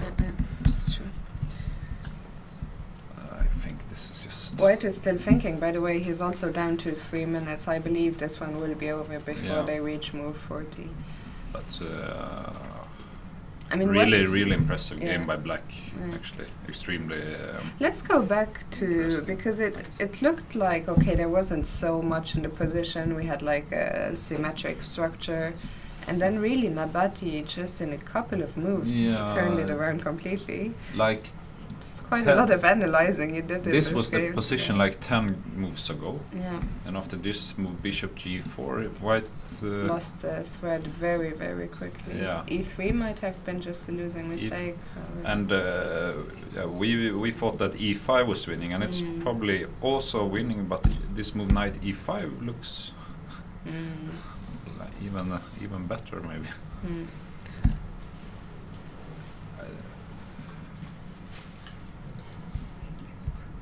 This and G5 was important move here.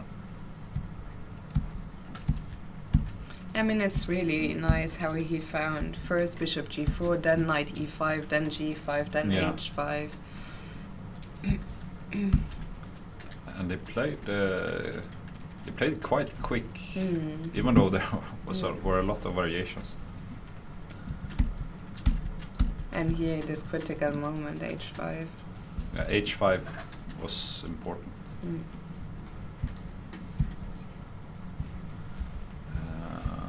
So Bishop E2, Bishop C3 is the last move. No, it's not been played yet. It's not been played, no. Yeah, White is still thinking down to a minute. How?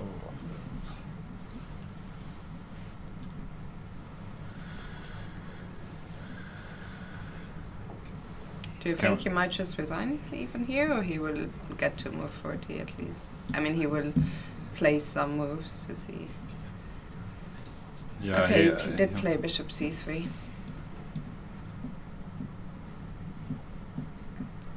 And you wanted to play G4 now? You can. I mean, G4 is playable. Yeah, I was thinking that there was no rush unless. Because if King G1 we take and play Rook G1, and there it should be mate.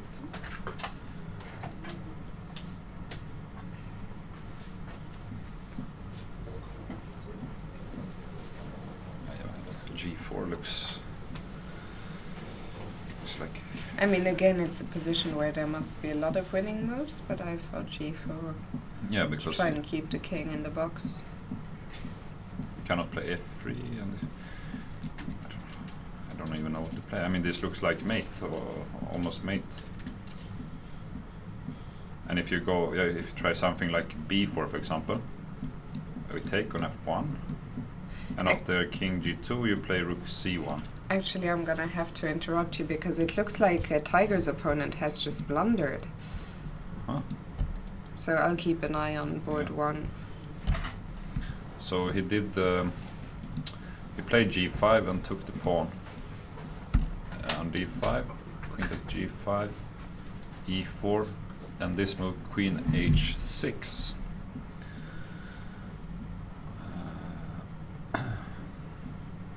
Is a blunder, but why?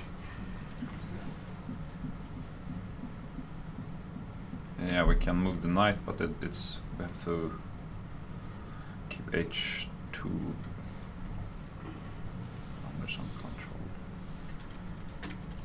It looks like Tiger found the winning move, but what's the difference? So after E5? Yeah, you. Yeah, you take on E5 and you give check. You can get the queen with the knight G6 check. Very nice.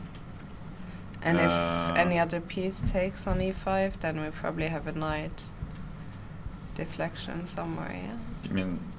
there was no other piece. No, I thought there was a rook on E8. Completely blind.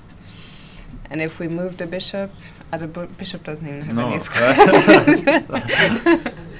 Okay, so I don't know. The only option is to take, but then you threaten the queen after knight. No, you have to take E5. So let's see. No other moves. Let's see how much material does Black get for the queen. You must try to get some compensation here, but They should probably take with the f pawn in order to get some counterplay with the rook. And you take the queen, and you have to take back. Very unusual pawn structure here now. Nabati played. Yeah, that's true. It's not so easy to get actually. Nabati did play g4, by the way. I mean, it's gonna be unbelievable that, at least at the moment, it's looking very likely that both Nabati and Tiger will both win their games. Yeah. To finish on 8 and 7 this and a half is is very, this is not even close to enough. Yeah. I mean, with that king. But I want to get rid of this bishop as well.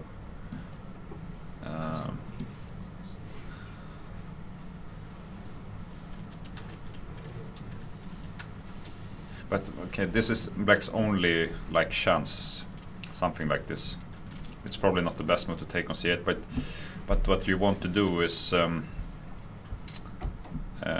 let's say I play my move like queen e2. You want to be really safe with bishop g7 maybe, and try to play something with like knight f4 to h5 to f4, like you play this kind of, or knight d5 to f4, because your king is still kind of safe. So you want to play like maybe kind of positional way, pretend that you have some kind of fortress. But it's they actually Tiger found this line. So they are putting up some. I guess he already actually, if we go back to e4, I guess he must have had it planned already at this moment, kind of, because he only spent 1 minute on e5. Yeah. So he must have seen the idea already.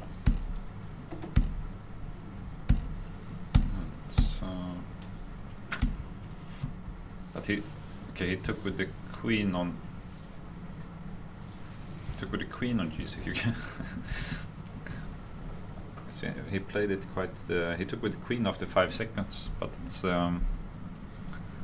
not completely clear that you should take with the queen. Somehow I like this, but okay, the idea is still. The difference is that white will have the bishop on c1 instead of the bishop on c2 or knight on e7. But I guess he will take with the knight on g6. Actually, he took with the bishop now. Bishop takes g6.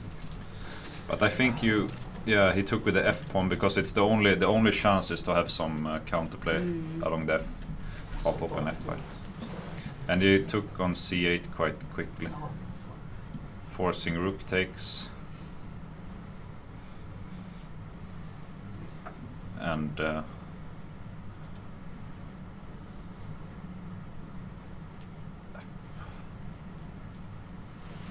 you can, for example, you can pick up one more pawn with queen e1, try to take on a5.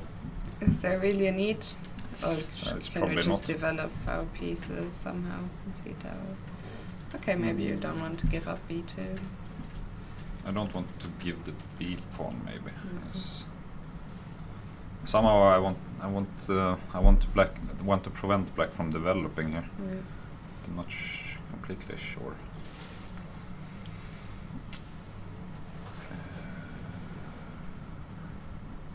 Maybe a move like queen e2 can be played.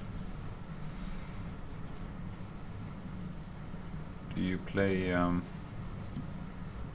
do you go with bishop f4? Oh, not bishop f4. Bishop f6, but and you play something like bishop's e3. You try to maybe win the pawn, or but this is not. I'm sure Tiger will find a way. He played queen e1, so he wants to take a5 as well. Yeah. Let's say bishop d4 maybe, and he will take on a5.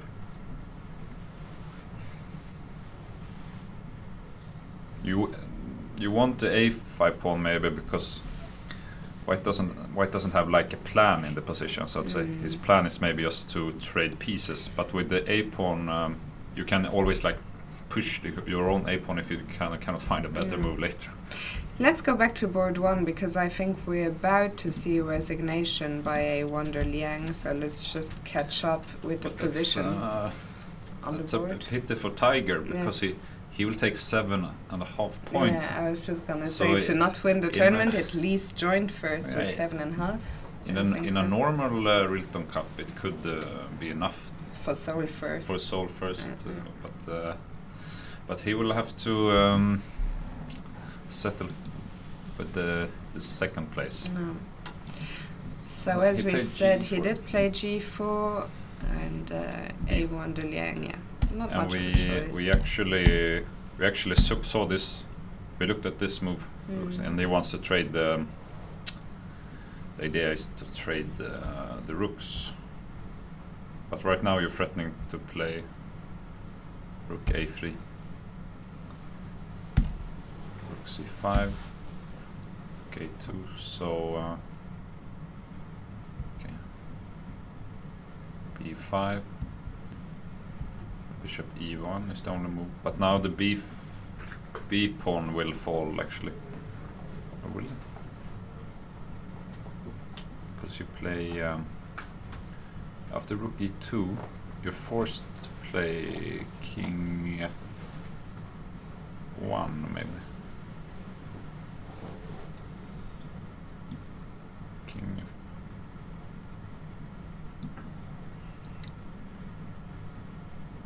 And what now?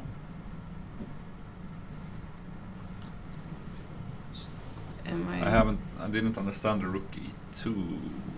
Do I have time to bring my king to f3? But I'm also You're very fast. But maybe, you can maybe play like this also. But I mean, I would just put the rook to b2 after b6, I guess. And then b7. They played like this, now to b2. He wanted to force the king to f1. Because now when the king is on f1, he's threatening to play rook b1 and rook a1.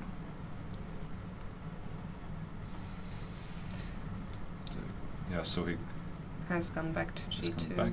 But the b pawn should be shouldn't be too hard to win now. I mean, if you play rook b1, where do you even? There is only one square, no? c3. Yeah. And now I play.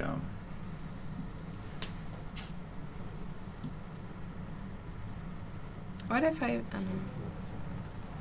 rook c2 with the idea of rook c1?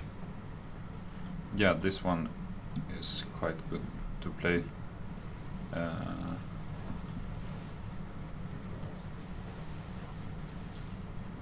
play rook c1, and you have to play bishop a5, or? Yeah, here I thought I might even just take. No. Yeah, you can take on c5. Yeah. But or here. But it's the same. Yeah, you can still take. But also you can also play like this, for example, which forces this trade, and then the b pawn. You will win the b pawn anyway with rook b1, rook b5. So. Yeah. But okay, king e2, king g6. I mean, white doesn't have any move. Maybe soon it will be a Stugsvang, yeah. Because you cannot move the bishop. If he moves the rook, the pawn is falling. So the only move is h. Or he cannot move the king actually, because then rook b1. Rook b1. But even h3, we can just ignore it. King f5 or something. Oh, maybe you can start to. Yeah, king f5. You have to. After rook c7, I was just gonna go f6 maybe. Yeah. Let's say back, and you. And now I will again force your king to f1 with rook b1 maybe. Ah, yeah. And then king e4. I have to take here first. Then. Yeah. So okay. I mean, it's just even to the eye, it looks impossible to survive with such a king. Do you mean something like?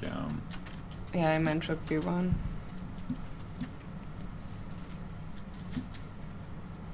Yeah, I thought. It's just, but it's completely winning. Yeah. They have now made time control. By the way, we completely forgot to tell you before the break, but the Malaysian player on board 12 got his draw. On board 11 got his draw against Santos Ruiz. So massive congratulations from us here. He has just achieved his final GM norm and will become Malaysia's first ever Grandmaster. So that's a very, very impressive result. Unfortunately, a bad day for Erik Blomqvist, who lost to Libisevsky. Libisevsky, it's his birthday today, so that's at least, it's nice. I have terrible results personally on my birthday. On your birthday, I don't know about you. I don't know if I have ever played on my birthday. I can't remember playing on my birthday. No, Keep it that way. I used to have birthday when we had what do you call it, like a break from school, a week in February. When is your birthday? The 25th of February. So I never had to go to school at my birthday. I remember. That's quite nice. So I was always home at my birthday. Okay, what now? Shall we? Okay, let's go back to Tiger and see, because Tiger has taken the A pawn. Yeah, he took on, and then. Actually, this one we can keep. We can stay with this one, I think, until move 40, because they are still 30 moves away from making the time control. So the drawback of taking A5 and then going back is that you lose some time. So Black was able to like activate this knight, but the counterplay shouldn't be anything. And the good thing about taking A5 is that now you have some easy moves with white. You want to play A5 and A6, and with a queen against two pieces and a passed pawn on the A file should be pretty straightforward win. I don't even see how Black really creates counterplay.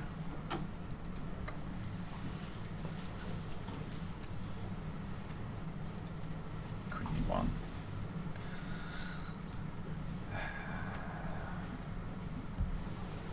Okay, let's say rook e8 maybe. I played rook fe8. And where do you go? Maybe to d1. Or like queen d1. So you can take here now. Or not, actually. Let's have a look. Yeah, I played queen c2. Queen c2 you can move the knight. But a position like this, let's say rook a2, and you have to go back sooner or later. But then I will start pushing my a pawn again. Yeah. Other moves, what can you can try something like knight d5 maybe. It's the best. But I have queen b3. Yeah, and I want to play some. I mean, I want to confuse you a little bit. Start threatening some pieces, but I guess white will always like exchange one more piece, and then he must keep the tongue in the mouth once again. With the rook e1. Rook e1, yeah. But rook e1 is not clear because you can play rook b8 and you cannot cover the fork on c2. So it's okay, still needs to be a bit careful. Maybe only I would say knight takes b2. It's you cannot really knight d5. He hasn't played. It's not played yet, but.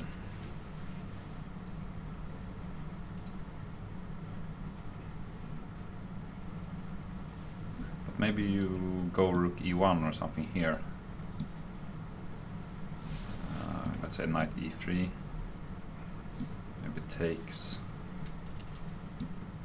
Let's say knight takes. And maybe something like queen e2 instead. I just want some time to push the pawn. By the way, black is down to 1 minute. Still 13 moves to make. I mean, his position is completely lost anyway, but at least in that situation you would hope that your opponent is the one who has to play on seconds.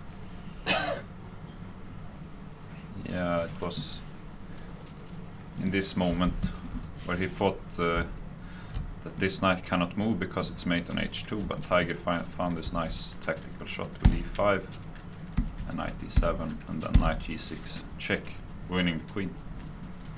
And this was for sure overlooked by the black player.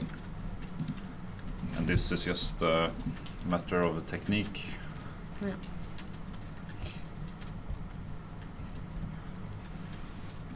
And so he did take on b2. Yeah, he took on b2. The reason of taking this pawn is maybe to have his own passer on the c file. But yeah, he took it quite quickly. And do you play rook b1 or rook 8? Somehow I like rook a2 more. Yeah, me too. To still have the rook behind the pawn, and you would like to stay with the bishop on b2 maybe to push c4, c3, but there's no time. If you play rook b8, I actually just win now with maybe not this one, but also queen c2. I can actually take on b2 and play queen d7 here. Can I? Yeah, I can. Because after rook e2, I protect h2. Queen takes c7. And after rook b7? Rook b7? Instead of rook e2. I guess there's also something there. Well, must be something. But even a5 maybe. Even a5. Or rook. Where is rook c1. Rook c1 as well. So I think he will play. He played rook a2, but bishop d4 I wonder should be played. Liang has just resigned. So we have a new winner. Congratulations to Tammy Nabati, winner of the 2018-2019 Rilton Cup, with an amazing score of 8 out of 9. And I wonder if it's a record. I actually believe another player from Israel, Maxim Rodstein, may have won. It was like 3 years ago. He took 8 points as well. Okay, we'll ask him. And at that, it was something like John Ludwig Hammer took 7.5, or he also took 8, but Rodstein won of the tiebreak. It was something like these two players had 8 points, but one of them only, John Ludwig Hammer, was only second place. Well, hopefully we will be joined by Tammy Nabati here in the room very shortly. Let's just show how the game concluded. And so we left it here after king g6. And not much more happened actually. He went here and then he resigned because there was really nothing more to play for. He was. I already like 3 days ago. And I think we can give a round of applause to this year's winner. Okay, we're gonna take a very quick break and we will be joined by Tammy and Nabati, so don't go anywhere.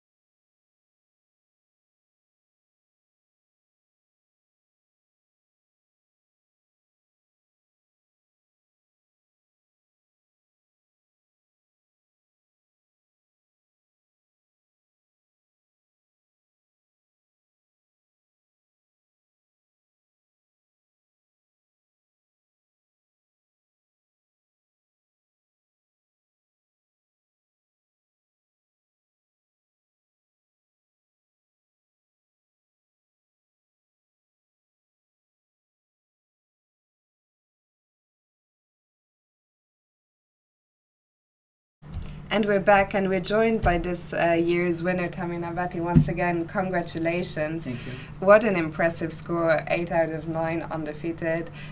First of all, how do you feel? I'm feeling great. It was maybe my best tournament, and I enjoyed every moment here. And it was really a pleasure for me.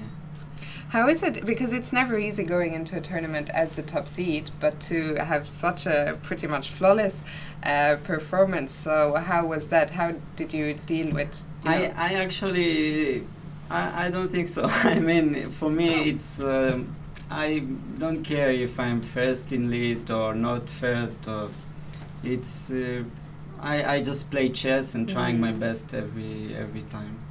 Let me ask you another question, because I think you had a critical moment to deal with immediately in the first round. You played this opponent from Finland, and it was a very tricky game at some point where you were even under some serious risk of losing. Did you feel that that maybe helped you, you know, get into the tournament? And I think we had some guest here, maybe it was Pia, I'm not sure, who said, you know, you get this feeling of invincibility in some way once you get over. Yeah, usually I have some problem in the first round because I'm not already inside the tournament, and I need some time to get into the tournament. And usually in many tournaments I have a problem in the first round. Indeed, but I mean in specific game, I think I just tried some opening to take completely out of preparation because I couldn't prepare to the game, and I tried something new, but it was not so good, and I lost the balance in the position, and that's why I had troubles. But I was lucky that it came to. You just brought up your opening choice. You did play some, let's say, offbeat, some, you know, not main lines. For example, you played this d4, knight f6, knight d2. I was here with Ulf Andersen, who said he was not sure if he had ever seen it before. So, why did you make that decision to play? Usually, I really don't like to see my opponent preparation. I think it's really boring to see all the time just what the computer show, and all the time to repeat the same moves. And I want to create new games, new chess, to make style of my own, and I like it. It's very good. I don't know. Okay, well, let's have a quick look at what happened today after that. When we were on break, you mentioned, of course, you liked the game against Gajewski. I think it's the most spectacular game we have seen all tournaments. So maybe you can just explain to us what happened today in the critical moments, and then maybe you can show us the game against Gajewski. I think he played not so accurate in the opening, and he allowed me bishop f5 with tempo, and then I had completely no problem from the opening. And at some point after rook a4 in this position, the problem is that his pieces have no so good coordination. But so I think it's very critical moment because I have two options, or bishop e4 or bishop g4.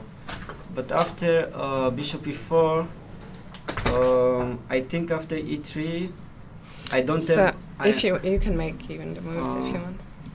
Yeah, I think after e3 I don't have this knight e5 because I don't have bishop h3 in the end, and this is the problem. And so I could go here, but then you have rook c7, and white is okay, I think. But after bishop g4, I thought that e3 is not possible because what happened in the game knight e5.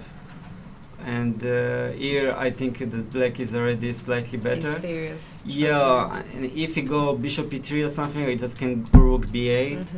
And okay, I don't know, computer show knight g5, but I thought I take on d4 and it should be good for me, at least from a human point of view. Yes. Of course, also, I guess, in such a last round game with the black pieces, I mean, at this point, you're already playing for 2 results, I guess, which is always it's always, And after 95, I not sure, but it looks for me. I thought it's losing during the game, but I don't know. I see it first time. Yeah, maybe bishop f1, knight f3, takes, rook a7. Did you consider instead of knight e5? I think maybe e5 was the first line. e5 immediately. Instead of knight e5. Yes, it was possible, but for some reason I didn't like it.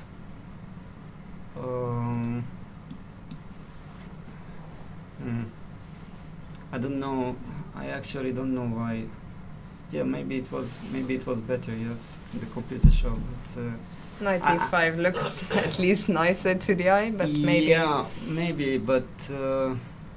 I don't know, maybe. Okay, I'm not. I didn't play all the perfect moves all the time, so I'm just a human. But actually, I thought, what I said is I thought you impressed me a lot in the critical moments in the middle game. Like, I felt as soon as your opponent gave you some chance, you always took this chance almost immediately. What did you think about that? Like, how satisfied were you with your conversion of...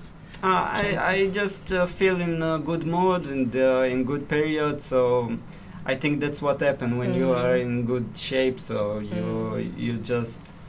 you have the self-confidence and it's just going by. Yeah.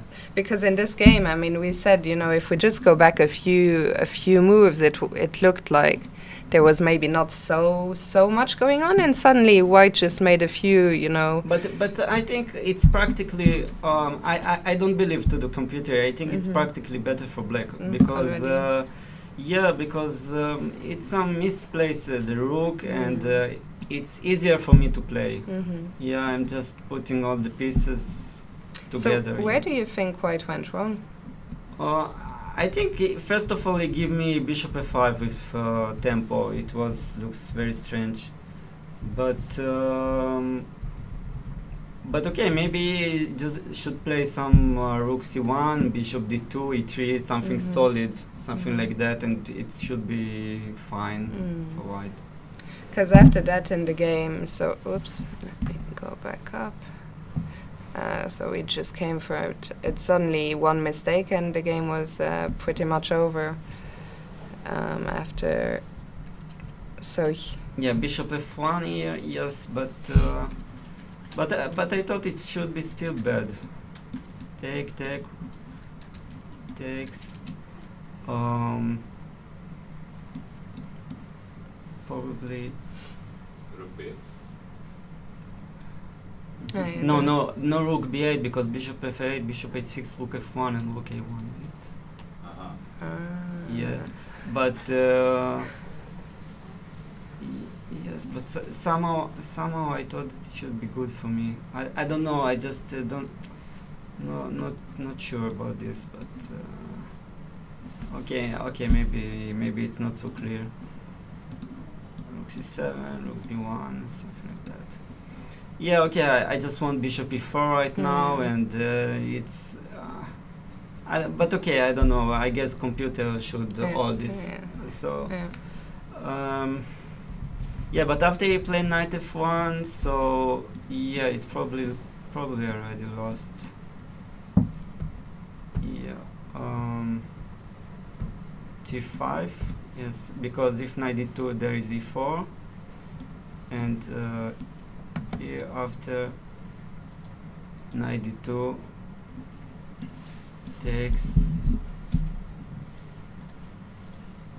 No, wait, it's yeah, take. I think it's what happened. Bishop f8, h5. No, something I missed. Yeah. Somehow my rook was. He played first rook c7. Yeah, he played first rook c7. Yeah, rook b1. Yeah, but if bishop d6 immediately, yeah, it's possible. But I don't know. It's just white position is so passive. So maybe there is no forced win, but yeah, but I think after rook c7, so rook b1, bishop d6, knight d2. I think it's already winning. It was really nice when we were looking at the game here after bishop takes f8, and we were trying to understand for a while why h5 is the best move, but then because of this mate in the end with h4. Yeah, yes, maybe there is this h4. Yeah, I can show that. Yeah, if here, sorry, takes h4 here, yeah. Takes and gh. This way. Yeah, we saw another variation h3, of so this. h4. If the pawn on h3. So that was very nice. Yeah, so it's winning. But I think not only h5. Maybe I could play also. I'm not sure, but I thought maybe also rook c7. But maybe it's not. But I thought it also should be winning. We looked at that actually. Yeah, I think it should be also winning. You need to go to a8, I think. Yeah, and maybe. But I think still you need to find this h5. No, okay, but it's not so difficult. I need to avoid mate. So yeah, that's it basically. Okay, so a very nice game. If you don't mind, do you want to show us quickly the game against Gajewski, which for me personally was probably one of the games, if not the game of the tournament. And before you show us that, can I just ask you about your game yesterday? Yesterday we were here until the bitter end. It was crazy. It was quite crazy as your game against Kovalia. How did you feel in the final stages of that? When it was the first time, I think you were down to, the last seconds and... Okay, I mean, the game, I got a very good position there from the opening, and I really didn't want to make just to draw. I wanted to fight. But he defended quite well, and he didn't, so the game just go until the end, and just like normal game happened. How nervous were you in the fight? Because at some point we thought, okay, you even need to start to be a bit careful when your king opened a little bit, like still you're never in too much danger, but we thought, okay, when it's down to the last seconds, anything can happen, of course. Yeah, okay, but I don't have a problem sometimes to take a risk if it's necessary. I think it's okay. There is no one way in chess, and sometimes it's good to play solid, and sometimes it's good to play very aggressive and to take risk. So I'm trying to be both sides. Very balanced. That's a good approach. Okay, so here we are, Gajewski Nabati, round 7 of the Rilton Cup. Yes. Yeah. Okay. Until here, it's more or less was. I mean, it was more or less preparation. Yeah. Okay. Until here, I didn't know this move. Yeah, I thought here a lot, but because I wasn't sure if I needed this c4 or not. I actually can make many moves here, but okay, I decided to go for this. And yeah, it surprised me with bishop f6. I really didn't expect that, but it's maybe not so bad. I don't know. I was expecting queen d2 and bishop c2 because now I threatening g6 and g5, g4. So I expecting queen d2, but it took, and g3. Okay, you want bishop h3, bishop g2, but problem is that if you go immediately, it sounds I don't know. It sounds strange, but it's a bit passive. You need some knight g1 or something like that.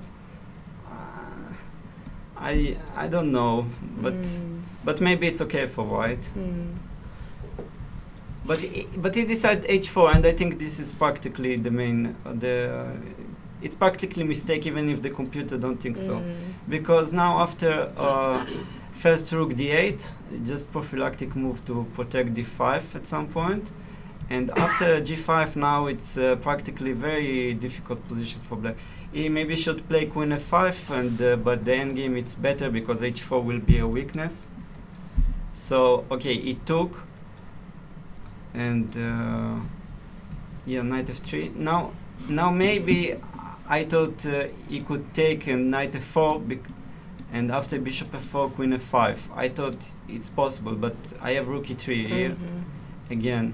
That's And very nice. after queen f6, king g8, queen d8, king g7, and for it was it just it's somehow just winning for black, but yeah, because queen h4, some bishop g5, and take on c3 or something like that.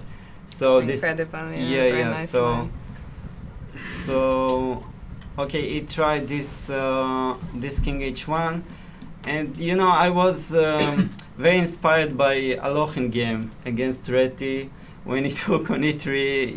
If you know what I'm talking about. I'm not sure, no. But okay, maybe some people knows. And there was some brilliant game, maybe one of the best game in history. And he just make some 8 sacrifices in a row, and it started from rook e3. So it was on your mind during the yeah, game. it already. was on my mind. Yes, when I played rook e3.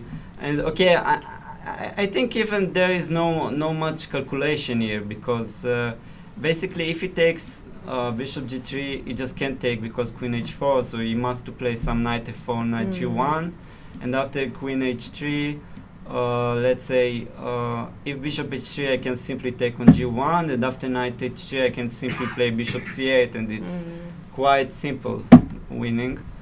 So okay, you need to play knight g3, knight g1, and now, okay, bishop g3, it just come together because I came with the same idea that if fe is transposed to this, and if you take on g3, so I take on d4, and I have also 3 pawns, it's also knight f5 will come, and it's winning. So still, I was impressed by how quickly you played all these moves. Do you think at this point you already felt, you know, quite confident and quite inspired? Do you think you would always play these moves so quickly, or were you in this mood and in this confidence? I just showed that. I mean, I saw that. I mean, so when you see that, so okay, and I see that there is no so many options for my opponent.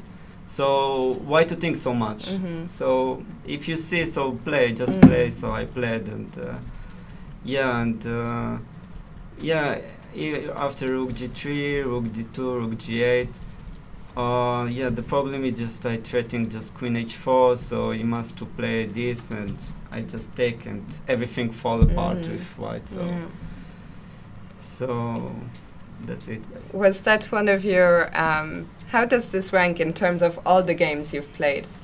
Is it on your top list of favorite games ever? It's maybe second because I had a game against Khairulin, some 2010 I think, and I really liked this game, and maybe this is second one in the list, which is not bad. It's not so bad. I mean, it's always quite nice when you can play your second favorite game ever, win a tournament with 8 out of 9. What more can you ask for?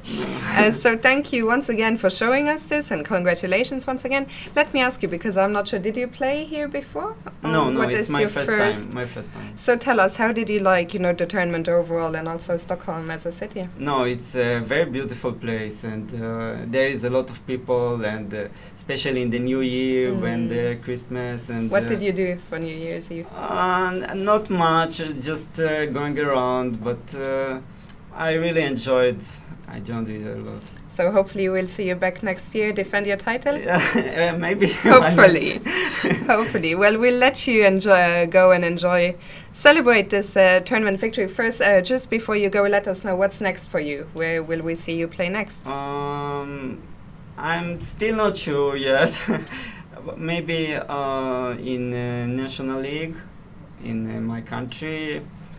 Maybe in European Championship. I still don't. I'm not quite sure. Okay, great. Well, thank you very much for your time, and best of luck with your chess this year. Thank you very much. Thank you very much.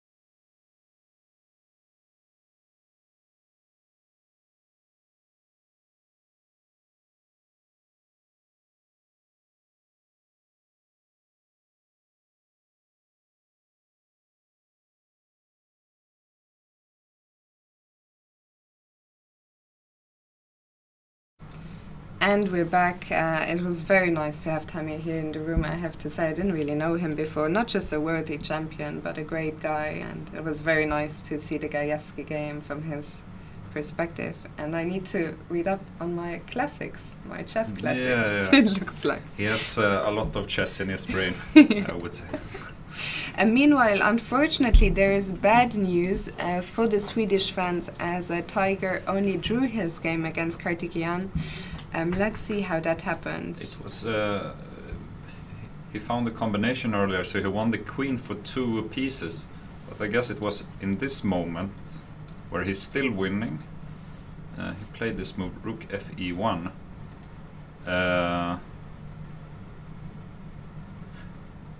So basically he allowed this move, rook and bishop c3. Maybe he believed that he had this move, queen takes d5. Because after rook takes d5 he can give a back rank mate, but after queen takes d5 black can play bishop takes e1, after which they could, and he also gets the a5 pawn, and this is what happened in the game. It's what happened, yeah, it happened in the game. So it was a blunder actually. And he played rook fe1 quite quickly. So this looks like suddenly black seems to have some sort of without the a pawn, and he also now black has a pawn, a rook, and a bishop for a queen. So even materially.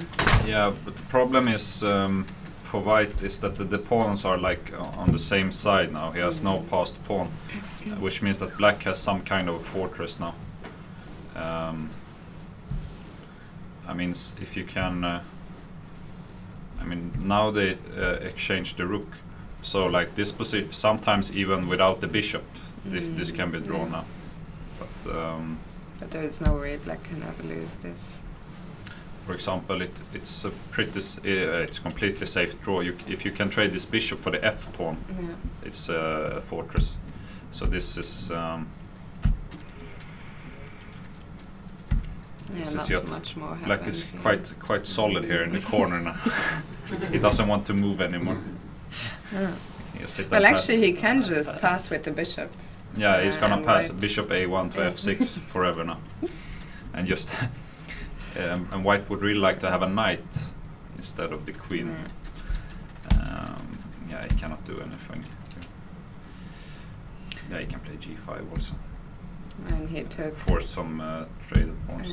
And this was the end of the game. It was a missed opportunity for Tiger. He could not win the tournament, but he could have secured sole second. And now it's not. Let's have a look. Yeah. Sergei Volkov won his game, so he's also on 7 points now, as just as Tiger. And Urkadal can still get to 7, and also Valzacki. So let's have a quick look at those games. They haven't. It's move 41, so they just made the time control. So what's going to happen? I think we're just going to have a quick look at the positions on the board, and you will give your predictions anyway, and then. It looks messy, but probably it's good for white with this pawn on d6, and the black, like the heavy pieces for black are like stuck. The rook on e6 is stuck. The rook on c5 is stuck, and the queen on d7. Yeah. And white is also it's equal material, but he has some threat now. Bishop takes h5. If you move the knight, the h pawn is hanging. So it should be good for white, but it's still. I suspect some. It's quite messy now. Something like knight g7, even though you can actually take h6. Because after knight f5. Queen f8. Yeah. So I suspect this should be really good for white, even though it requires some precise calculations. Yeah, this game will still go on for quite a long time, especially now they've just made the time control. They will take some time. So let's move on to board 6. Alessio Valzacki against Sebastian Maze. Okay, some endgame now. So white is an exchange up. But I like this for black. Because because you're threatening to take g3. You already have one pawn, yes, but you have this pawn on d4. No, actually, at the moment it's equal pawns. It's equal pawns. But okay, you can go king f6 here, because you would like to play. I mean, you have to. I have to go king somewhere, I guess. Yeah, where King h4. King h4. Oh, king h5 maybe actually. Oh no, sorry, I need to defend. Yeah, if you're gonna defend the pawn, you have to play king. But something like rook e3. And you're quite passive now with white. If you go if you're forced to go rook g4, maybe I can already start to push my pawn. Actually, black played king h6. Is there a repetition on the board? Yeah, white is definitely forced to repeat now, because after king h4 we have bishop f6.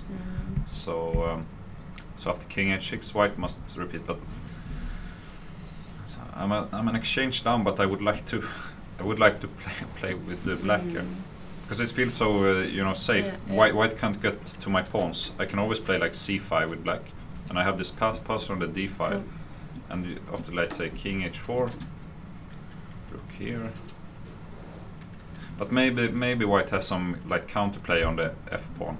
If I can go something like rook g8, sacrificing this pawn. I don't know if you can stop this move. But you need to be careful about my d pawn as well, about the black d pawn. Actually, it's almost white is almost getting mated after rook e2. So yeah, I don't think you can do this as well. Somehow, I would play this position with black, yeah. With black. But I think they will repeat now, which is a good result for Tiger.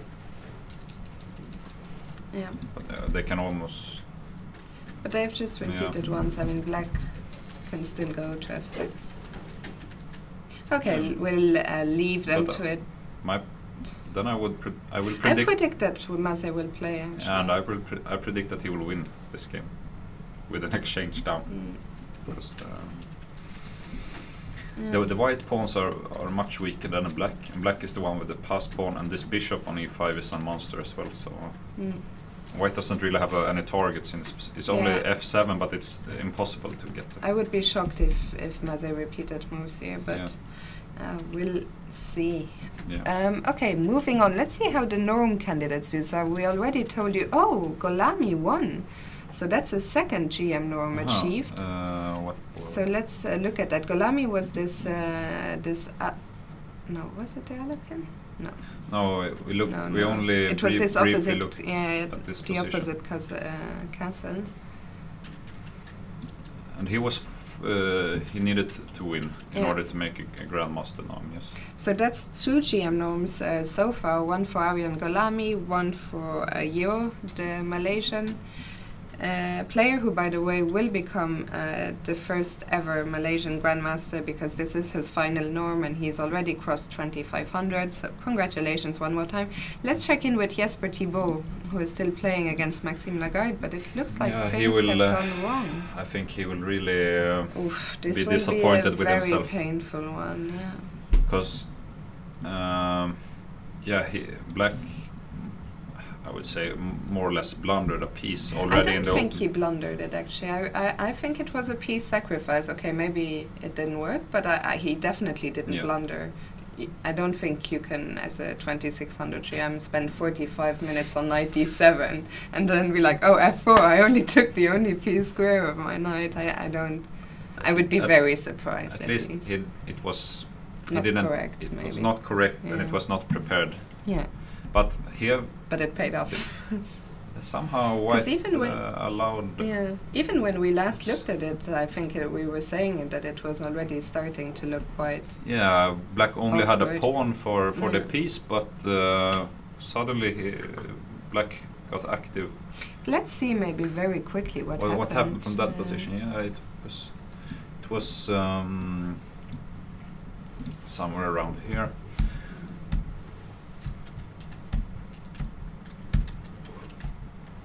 here. He played bishop g4. He could also go bishop f5, but now he just wants to double on the e file maybe. And also some knight e4 is annoying.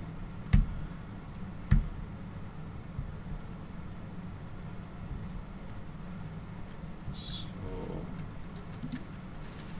board froze for a second. Yeah.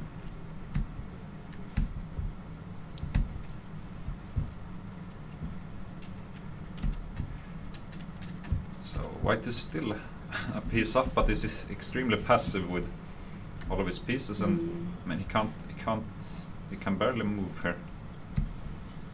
It's also, I think, psychologically it's just so difficult, because I think when he took the piece, he must have felt that he was winning, and then for the situation to turn around so quickly from feeling you are winning to suddenly find yourself, especially when the norm is at stake, to then suddenly find yourself in a position where you feel I need to be extremely accurate to not be worse or losing.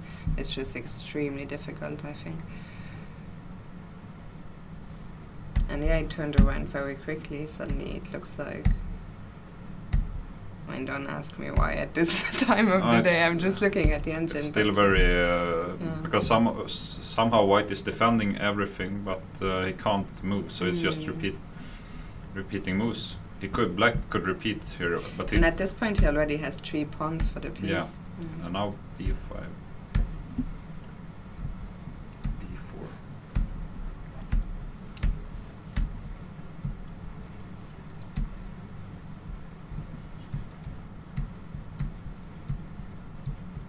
Black has now these 2 pawns on the queen side. Looking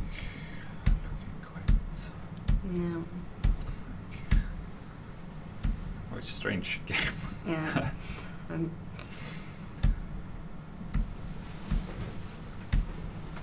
mean, knight takes c4 was the last, but this is resignable now, because after rook takes e4, there's a fork here.